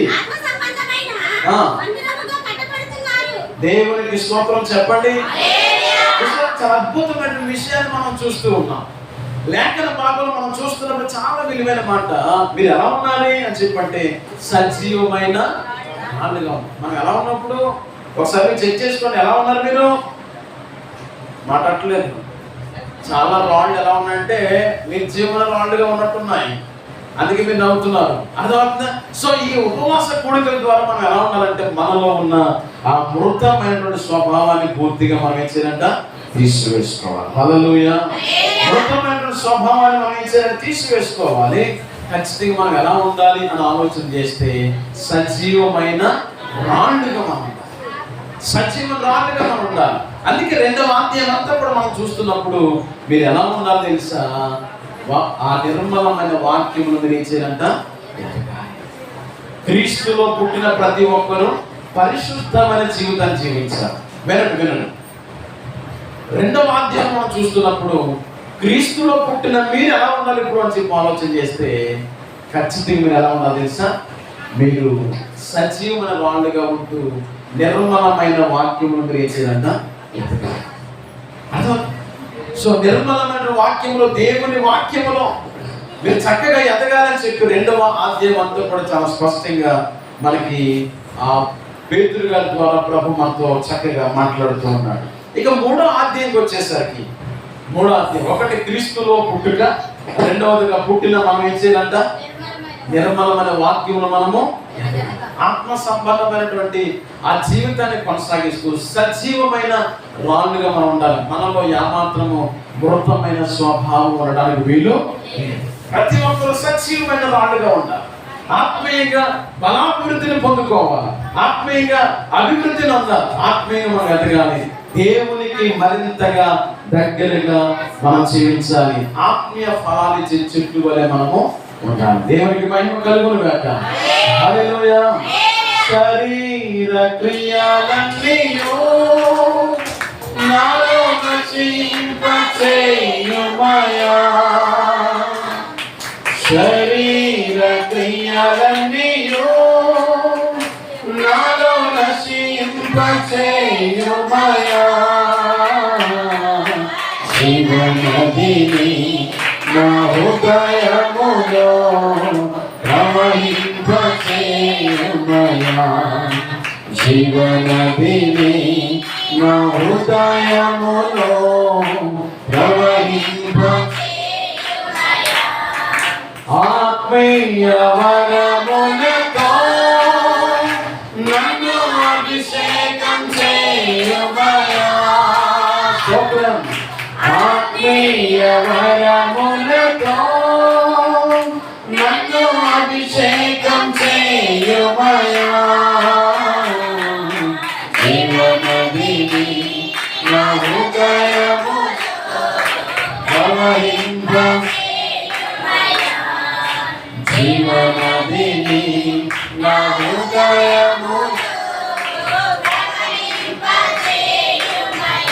దేవునికి స్తోత్రం చెప్పండి. 2 చేతుల పైకి దేవునికి స్తోత్రం చెప్పండి. హల్లెలూయా.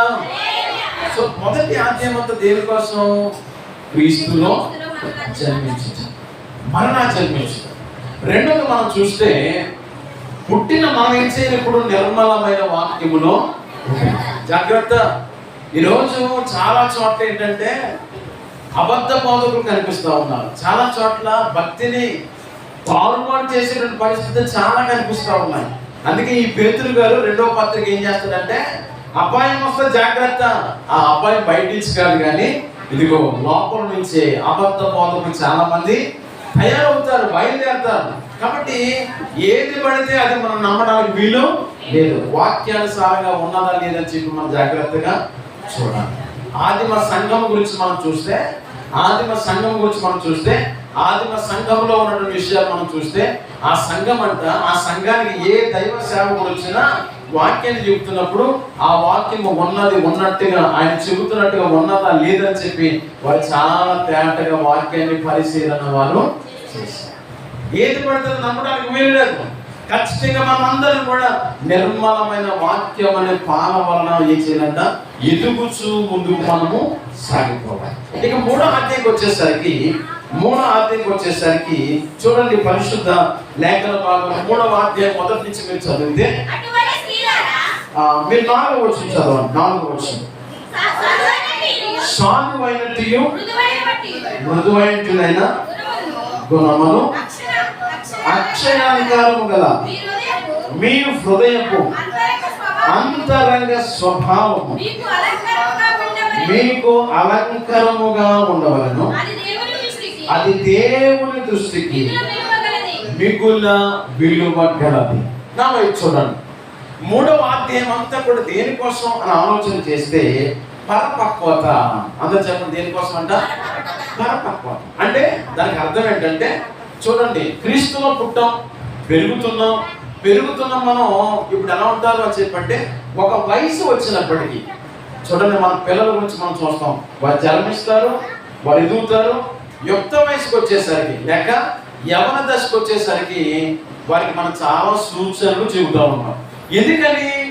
ఆ పరిపక్వత లేకపోతే ఆ వయసు వచ్చేసరికి ఏమవుతుందంటే, చాలా సందర్భాల్లో జారి పడిపోయే సందర్భాలు ఎన్నో,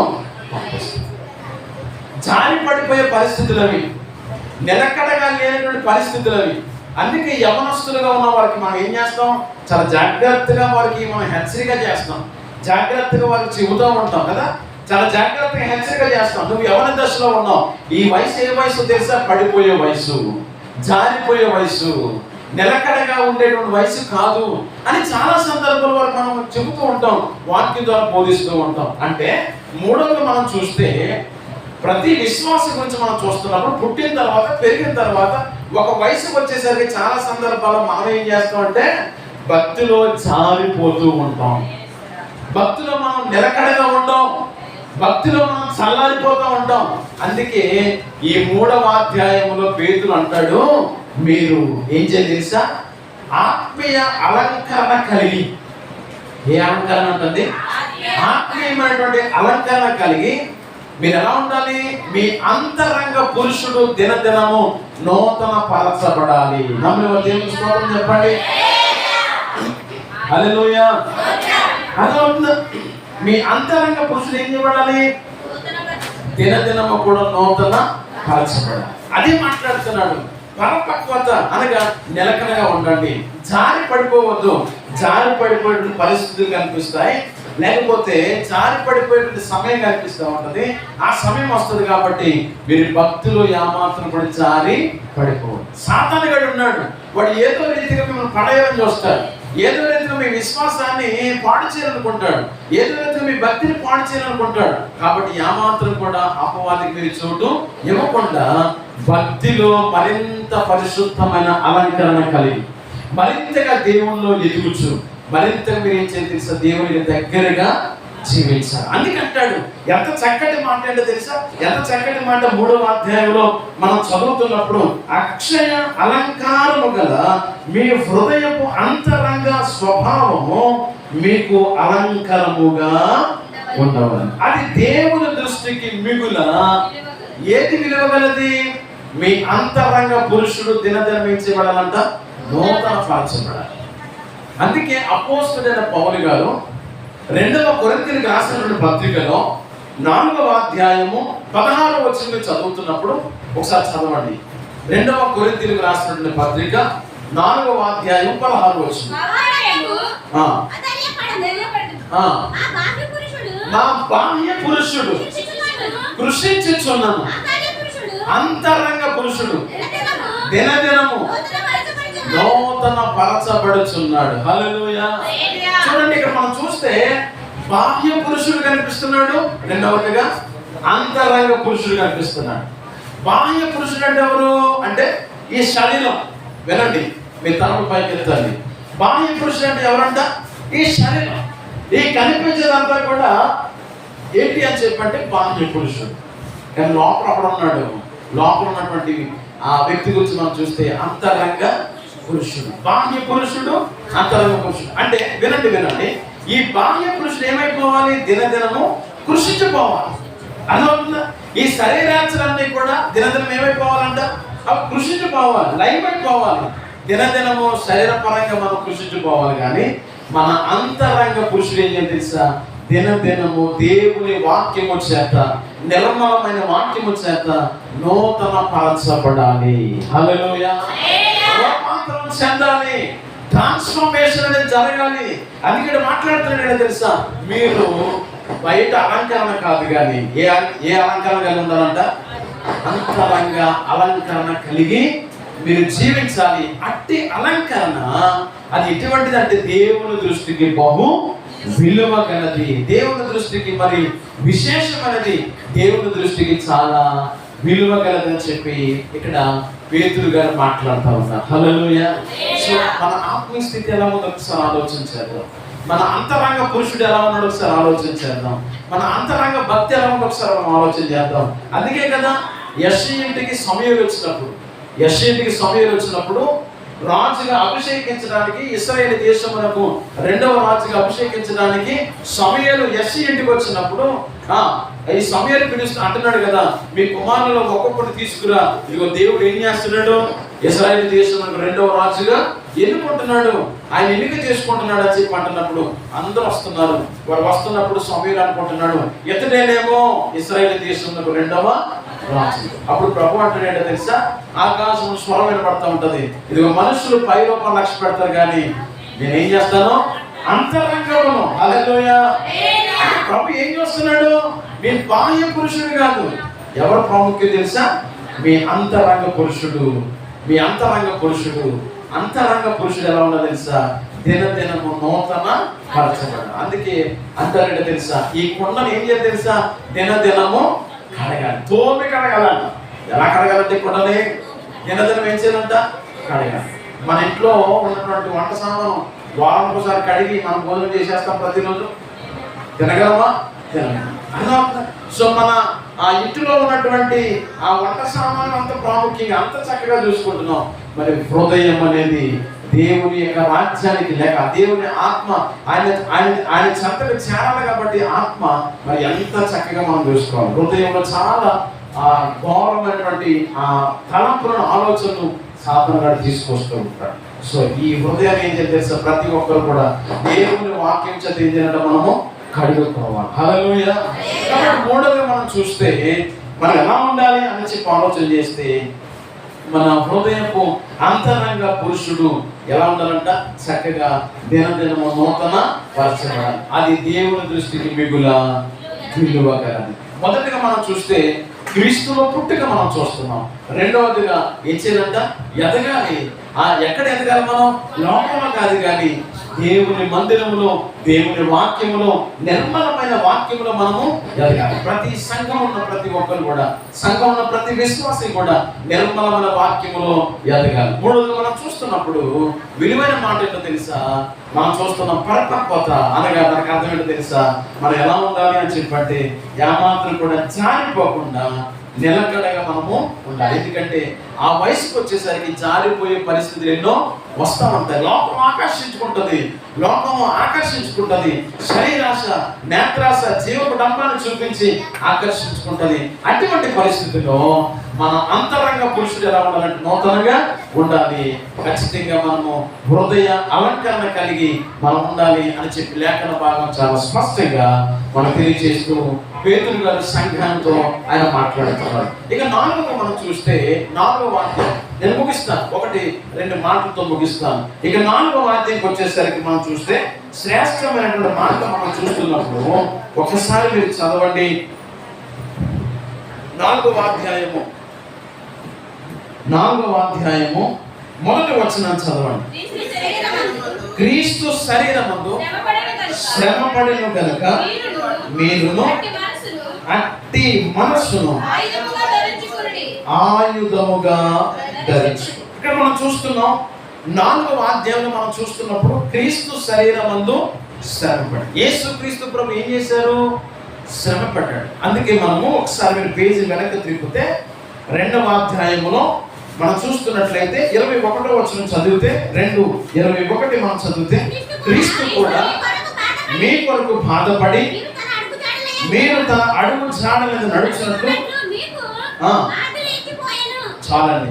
యేసుక్రీస్తు ప్రభు కూడా ఏం చేశాడు? ఆయన శ్రమలను అనుభవించాడు, శ్రమ పడ్డాడు. ఆయన క్రీస్తు కూడా మీ కొరకు బాధపడి. దేవునికి స్తోత్రం చెప్పండి. యేసు ప్రభువే శ్రమల పాలైతే, యేసు ప్రభువే శ్రమ పడితే మరి మనం ఎంతటోలో?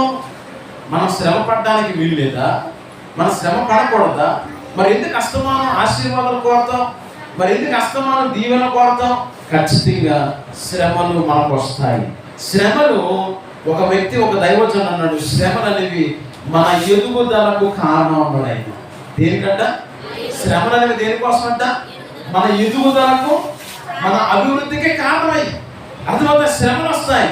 దేవుడు ఆ శ్రమల ద్వారా ఒక మెట్టు నిన్ను పైకి ఎక్కించాలనుకుంటున్నాను. ఆ శ్రమల ద్వారా దేవుడు ఒక కార్యాన్ని చేయాలనుకుంటున్నాడు. శోధింపబడిన మీదట దేవుడు ఏం చేస్తాడు? శోధన వల్ల దేవుడు నిన్ను మారుస్తాడు. ఒక శోధన వస్తుందంటే ఖచ్చితంగా ఆ శోధన వెనక దేవుడు ఒక ప్రత్యేకమైన ఆశీర్వాదం ఏదో నీ కొరకు ప్రభు దాచిపెట్టాడు. హల్లెలూయా, హల్లెలూయా. కాబట్టి దేవుని బిడ్డలారా, ఇక్కడ మనం చూస్తున్నప్పుడు క్రీస్తు కూడా మన కొరకు ఏం చేయబడ్డాడంట?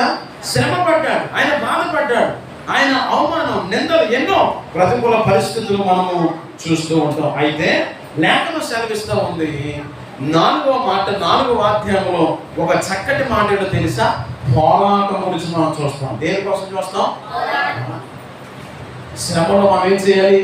పోరాడి గెలవాలి. ప్రతి విశ్వాసి కూడా శోధనలు వచ్చాయని, కష్టాలు వచ్చాయని మనం ఏమాత్రం కూడా కృంగిపోనే. కష్టాల్లో, శ్రమల్లో మనం కృంగిపోతే బైబిల్ చెప్తున్న మాట ఏంటంటే, నీవు చేతకాని వాడు అవుతావు. ఏమవుతావంట? మనం చేతకాని వాడు అవుతాం. కాబట్టి మనం ఏం చేయకూడదు? ఇప్పుడు శ్రమలు వచ్చినప్పుడు, కష్టాలు వచ్చినప్పుడు మనం కృంగిపోకూడదు. ఖచ్చితంగా శ్రమలో నా ప్రభువునకు తోడుగా ఉన్నాడు. శ్రమలో ప్రభువునకు సహాయం చేస్తాడు. శ్రమలో ప్రభువునకు అండగా ఉంటాడు.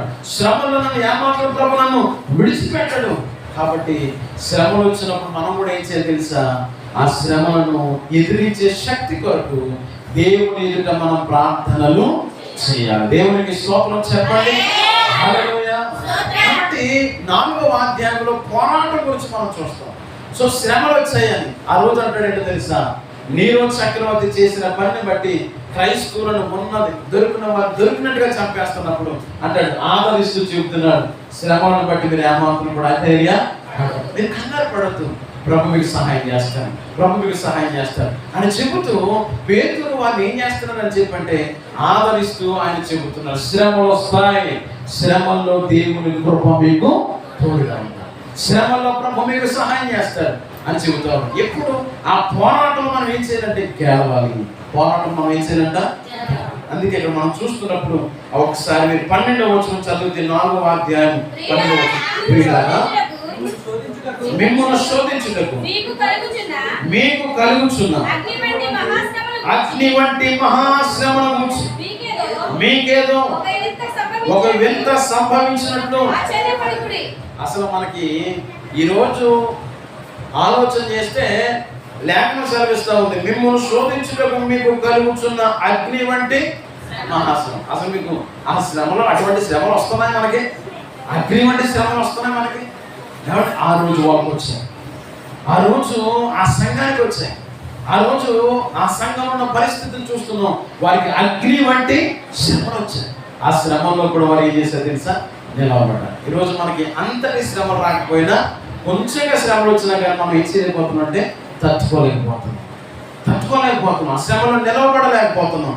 అందుకే ఆ రోజు అంటాడు, అగ్ని వంటి మహాశ్రమలు మీకు వస్తున్నాయి, కాబట్టి మీకు ఏదో వింత సంభవించినట్లుగా మీరు ఏమాత్రం కూడా ఆశ్చర్య పడవద్దు. అనేకమైన విషయాలు ఆయన తెలియచేస్తూ మీరు కూడా క్రీస్తు శ్రమలో పాలువారై ఉండి సంతోషించండి, ఆ శ్రమలో మీరు ఆనందించండి అని చెబుతూ జ్ఞాపకం చేస్తూ ఇక్కడ మనం 16వ వచనం చదివితే, ఎవరైనా క్రైస్తవుడైనందుకు బాధలు అనుభవించిన అతడు సిగ్గుపడక ఆ పేరును బట్టి ఆమేన్ హల్లెలూయా. శ్రమలు వచ్చినప్పుడు, ఏమండి మనకు ఎన్నో శోధనలు వచ్చినప్పుడు, ఎన్నో ఇబ్బందులు వచ్చినప్పుడు నిజంగా మనం ఏమాత్రం సిగ్గుపడలే. ఖచ్చితంగా మనం ఏం చేయాలి తెలుసా? ఆ పేరును బట్టి నాకు శ్రమలు వచ్చాయి, అదంతా నేను ప్రభు బిడ్డను, నేను యేసు ప్రభు నమ్ముకున్నాను, క్రీస్తు బిడ్డను, నాకు శ్రమలు వచ్చాయి కాబట్టి ఆ పేరును బట్టి మనం ఏం చేయాలి తెలుసా? క్రీస్తును మహిమపరిచే వారిగా మనము. ఆ రోజు పేతురు చెప్తున్నాడు ఏంటో తెలుసా? ఇదిగో మీకు అగ్ని వంటి మహాశ్రమలు వస్తున్నాయి, మీరు క్రైస్తవులైనందుకు మీ మీదకి నిందలు వస్తున్నందుకు, శ్రమలు వచ్చినందుకు, మీకు చాలా ఆ శ్రమలు వచ్చిన విధానం బట్టి మీకు చాలా ఇబ్బందులు వస్తున్నాయి, శ్రమలు వస్తున్నాయి. సో మీరు ఏమాత్రం కూడా చింతించవలసిన పని ఏం లేదు. ఆ పేరును బట్టి మీరు క్రైస్తవులైనందుకు, దేవుని బిడ్డలైనందుకు, క్రీస్తు రక్తంలో కడగబడిన వారైనందుకు మీరు ఏం చేయాలి? ఆ పేరును బట్టి దేవుని యొక్క నామాన్ని ఘనపరచాలి, మహిమపరచాలి. హల్లెలూయా. మనం ఎప్పుడైనా ఘనపరచాము? అసలు క్రీస్తును నమ్ముకున్నాం కాబట్టి, క్రీస్తు బిడ్డలం కాబట్టి, నేను క్రీస్తు బిడ్డను అని చెప్పి ఎప్పుడైనా నీకు శ్రమలు వచ్చినప్పుడు, కష్టం వచ్చినప్పుడు నువ్వు ప్రభు అని ఏం చేసావు? ఎప్పుడైనా స్తుతించావా, ఘనపరిచావా? అన్నట్ల క్రైస్తవుడు అయినందుకు నువ్వు ఏమాత్రం కూడా చింతించవలసిన పని సిగ్గుపడద్దు. ఆ పేరును బట్టి ఏం చేయాలి తెలుసా? నువ్వు ధైర్యంగా ప్రభు నామాన్ని ఘనపరచాలి. అందుకే కదా పౌలు శిరల గురించి మనం చూస్తున్నప్పుడు రాత్రి వేళ గాయాల పాలైపోయి, శ్రమల పాలైపోయి, రక్తం కారుతున్నప్పుడు ఎవరు వాళ్ళు ఏం చేస్తారో తెలుసా? ఆ చెరసాలలో ఉండే వాళ్ళు అంటున్నారు ఏంటో తెలుసా? దేవుణ్ణి స్తుతించుడి, ఎల్లప్పుడూ దేవుణ్ణి స్తుతించుడి, ఆ దేవుణ్ణి స్తుతించుడి, ఎల్లప్పుడూ దేవుణ్ణి స్తుతించుడి, ఆయన పరిశుద్ధ ఆలయమందు, ఆయన పరిశుద్ధ ఆయన సన్నిధిలో, ఆయన సన్నిధిలో ఎల్లప్పుడూ దేవుని స్తుతించుడి, సకల ప్రాణులు యెహోవాను స్తుతించుడి, సకల హల్లెలూయా ఆమేన్, హల్లెలూయా.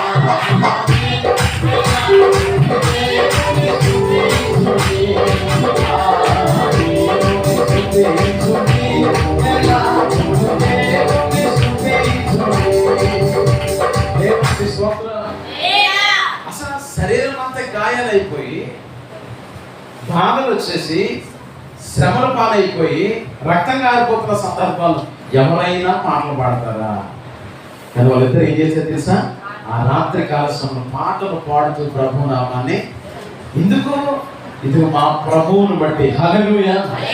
ఏంటో తెలుసా? క్రైస్తవుడైనందుకు నువ్వు ఏమాత్రం సిగ్గుపడవలసిన అవసరం ఏమి కూడా. ఇప్పుడు ఇంకా మనం చూస్తున్నప్పుడు ఇంకా రానున్న దినాల్లో ఇప్పుడు శ్రమలు తక్కువే, ఇంకా రాబో దినాలు ఇంకా అనేక శ్రమలు రాబోతున్నాయి, అనేకమైన నిందలు రాబోతున్నాయి, అనేకమైనటువంటి పరిస్థితులు ఎవరు ఎన్నడూ ఎప్పుడు చూడలేనటువంటి పరిస్థితులు చోటు చేసుకోబోతున్నాయి. అటువంటి పరిస్థితుల్లో కూడా నువ్వు ప్రభు బిడ్డవు కనుక, క్రీస్తు నమ్ముకున్నావు కాబట్టి ఆ పేరును బట్టి ప్రభు నామాన్ని చేయాలంట మనము స్తుతించువారుగా, మహిమపరచువారుగా మనం ముందుగాక. హల్లెలూయా. మనం చూస్తున్నట్లయితే 4వ అధ్యాయం అంతా కూడా పోరాటం. శ్రమలు వస్తాయి, శ్రమలు ఏం చేయాలి? మనము పోరాడాలి, గెలవాలి. మనకు ఉన్నటువంటి వెపన్ ఏంటో తెలుసా? మనకున్న ఆయుధం ఏంటో తెలుసా? 1 ప్రార్థన, 2 విశ్వాసం. ఏమండి? ప్రార్థన ద్వారా, విశ్వాసం ద్వారా అనేకమైన కార్యాలు మనం పొందుకోగలం. కాబట్టి మొదటి అధ్యాయం అంతా కూడా క్రీస్తులో పుట్టుగా, మనం అందరం క్రీస్తులో జన్మించినటువంటి వారు ప్రతి ఒక్కరు కూడా ఆయన నిర్మలమైన వాక్యములో ప్రతి ఒక్కరు ఎదగాలి, ప్రతి ఒక్కరు మందిరానికి రావాలి, ప్రతి ఒక్కరు దేవుని సన్నిధిలో ప్రభువును స్తుతించాలి, ప్రతి ఒక్కరు ప్రభు సన్నిధికి చక్కటి అర్పణ తీసుకురావాలి, దశమ భాగాలు ఇవ్వాలి, ప్రథమ ఫలాలు ఇవ్వాలి, దేవుని యొక్క నామాన్ని ఘనపరచాలి, దేవుని సేవకునికి ఎంతగానో సహకారిగా ఉండాలి, దేవుని పరిచర్యకు ఎంతగానో మరి చేతులు వాగాడుగా ఉండాలి, దేవుని వాక్యములో ఎదగాలి. 3వదిగా చూస్తున్నప్పుడు ఏంటో తెలుసా? 3వ మాట మనం చూస్తున్నాం, పరిపక్వత. అనగా ఏంటో తెలుసా? జారిపోయే పరిస్థితుల్లో మన అంతరంగ పురుషుడు ఎలా ఉండాలంట? దినదినము నూతన. శరీర పరంగా మనం కృంగిపోతున్నా కానీ, బాహ్య పురుషుడు కృషిపోతున్నా కానీ, అంతరంగ పురుషుడు ఏం చేసే దినదినము ఇచ్చారంట ఎదగాలి, పెరగాలి. ఏమంటే జారిపోకుండా, నిలకడ లేని మనస్తత్వం కలిగి ఉండకుండా, నిలకడ కలిగి మనం స్థిరులుగా కదలని వారిగా ఎప్పటికీ ప్రభు యొక్క కార్యాభివృద్ధి యందు ఆసక్తి కలిగి మనం ముందుకు సాగిపోవాలి. 4వది మనం చూస్తున్నట్లయితే పోరాటం, శ్రమలు వస్తాయి. అదొక శ్రమలు వస్తాయి. శ్రమంలో ఏమాత్రం కూడా నీ విశ్వాసం చల్లారిపోకూడదు. ఏమాత్రం కూడా నువ్వు ఏమాత్రం కృంగిపోకుండా ఆ శ్రమలు వస్తాయి. ఆ పోరాటంలో ఖచ్చితంగా నీవు గెలవాలి. ఇక 5వ అధ్యాయంలో ఉన్నటువంటి ఒక చక్కటి విషయాన్ని మీకు తెలియజేస్తాను. చాలా ప్రాముఖ్యమైన మాట. 5వ అధ్యాయంలో పటిష్టత. అందరూ చెప్పండి మాట పటిష్టత. అంటే ఇక్కడ మనం చూస్తున్నప్పుడు మనం అందరం కూడా మన యాత్రను, మన విశ్వాసపు యాత్రను మనం ఏం చేయాలంటే దేవుల్లో పటిష్టంగా ఉంటూ మన యాత్రను ముగించాలి. అందుకే మనం చదువుకున్నాం, ఒక చక్కటి మాట మనం చదువుకున్నాం. ఇక్కడ 8వ వచనం మనం చదువుకున్నాం కదా, నిబ్బరమైన 5వ అధ్యాయం 8వ వచనం, నిబ్బరమైన బుద్ధి గలవారై మెలకువగా ఉండుడి.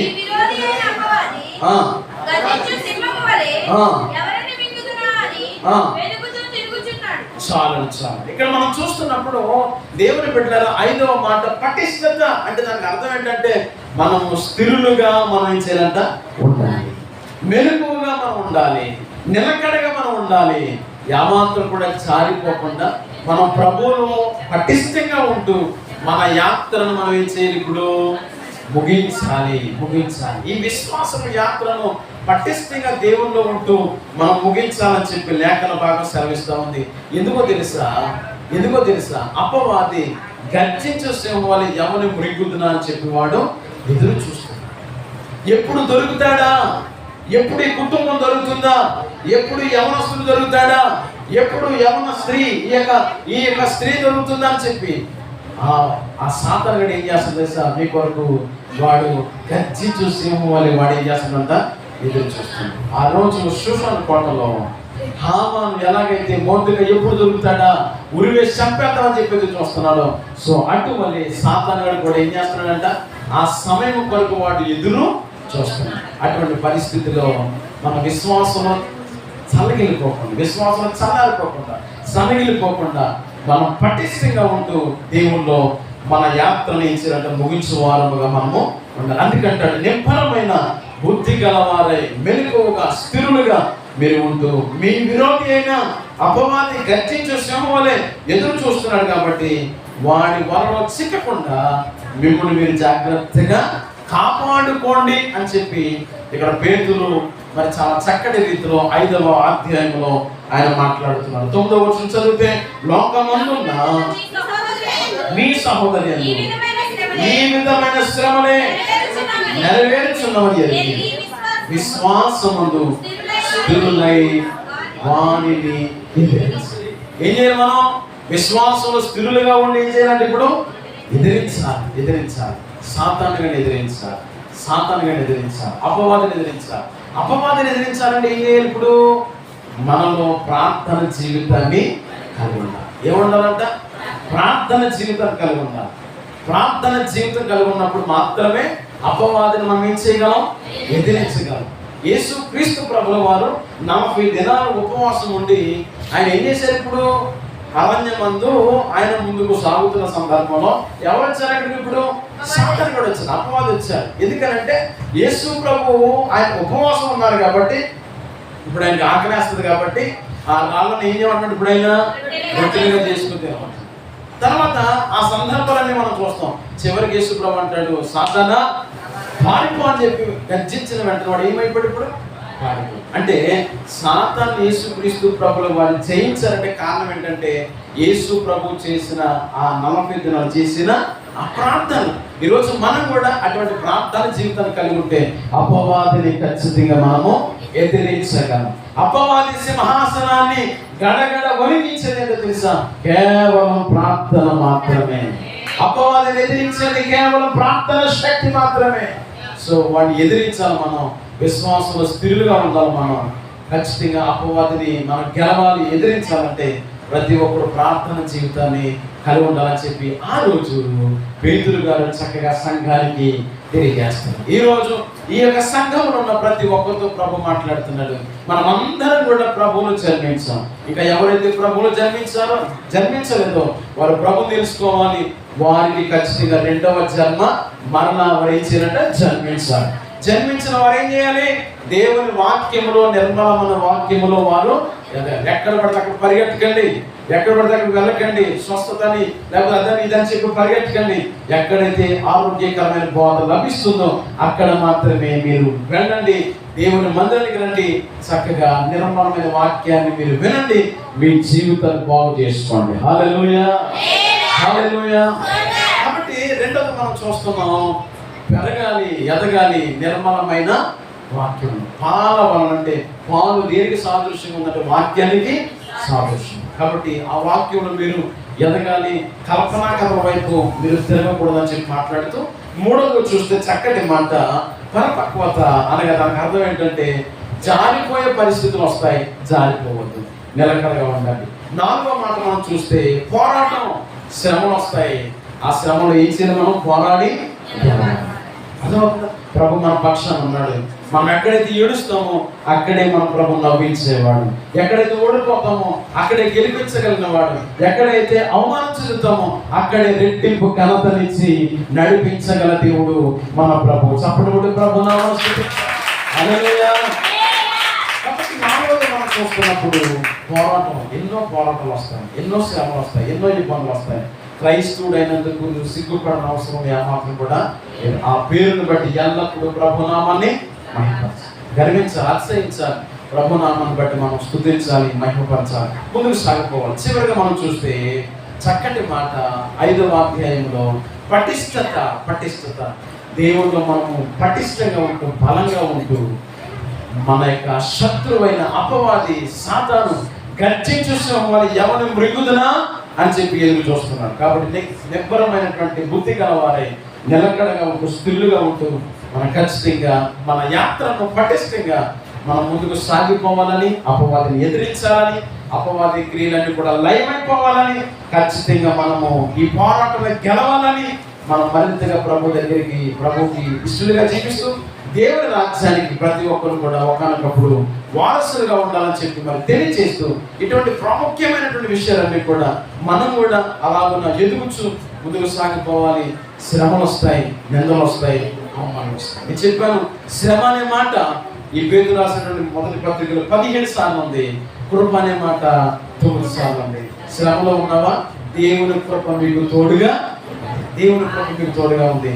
ప్రభు ఎంత మాత్రం విడిచిపెట్టేవాడు కాదు. శ్రమలు వచ్చాయండి, మీరు ఏమాత్రం కూడా కృంగిపోవద్దు, కృషిపోవద్దు. ప్రతి విషయంలో ప్రభు మీతో ఉన్నాడు, అంతము వరకు మిమ్మల్ని నడిపించేవాడు. ఆయన కష్టాల కొలమిలో, శ్రమలో, ఇరుకులో ఆయన విడువక ఎడబాయక నిన్ను అంతము వరకు, చివరి వరకు నడిపించేవాడు. నీకు సరిపోయేవాడు, నీకు చాలినవాడు, నిన్ను రక్షించేవాడు, నీకు సహాయం చేసేవాడు. ఈ రాత్రి నేను ప్రకటిస్తున్న యేసు ప్రభు తప్ప మరొకరు ఎవరు కూడా లేరు. ఆయనలో స్థిరులుగా ఉంటూ విశ్వాసం కలిగి ముందుకు సాగిపోదాం. అట్టి కృప, అట్టి ఆశీర్వాదం దేవుడు మనందరికీ దయచేయనుగాక.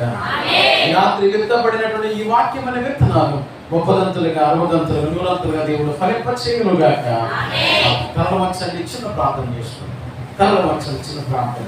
ఈ రాత్రి కాల సమయంలో చాలా విలువైన మాటలు, శ్రేష్టమైన మాటలు మనం విన్నాం. పేతురు రాసిన మొదటి పత్రిక సంఘానికి కావలసినటువంటి విలువైన మాటలు, సంఘానికి కావలసినటువంటి శ్రేష్టమైన మాటలు ఈ రాత్రి ప్రభు మనతో మాట్లాడారు. నిజమే, చాలా సందర్భాల్లో మనం ఈరోజు మన భక్తి ఎలా ఉందంటే ఆశీర్వాదాలకు మాత్రమే మనము అలవాటు అయిపోయాం. అందరికీ ఆశీర్వాదాలు మాత్రమే కావాలి, ఆరోగ్యం మాత్రమే కావాలి, లేకపోతే అప్పులు తీరిపోవాలి అని కోరుకుంటున్నాం. మంచిదే, దేవుడు నీ అప్పులన్నీ తీరుస్తాడు, దేవుడు నీకున్న అనారోగ్యాన్ని స్వస్థపరుస్తాడు, ప్రభు నీకు మనశ్శాంతిని ఇస్తాడు, నెమ్మదిని ఇస్తాడు. ప్రభు నీ జీవితంలో ఎన్నో కార్యాలు చేస్తాడు. నేను చేయడం చెప్పను, చేస్తాడు. కానీ దానికంటే ముఖ్యంగా నీ ఆత్మ నశించుకోవడం దేవునికి ఎంత మాత్రం ఇష్టమో కాదు. ఎంత మాత్రం కూడా నీవు నశించుకోవడం దేవునికి ఇష్టం కాదు. మనం అందరం కూడా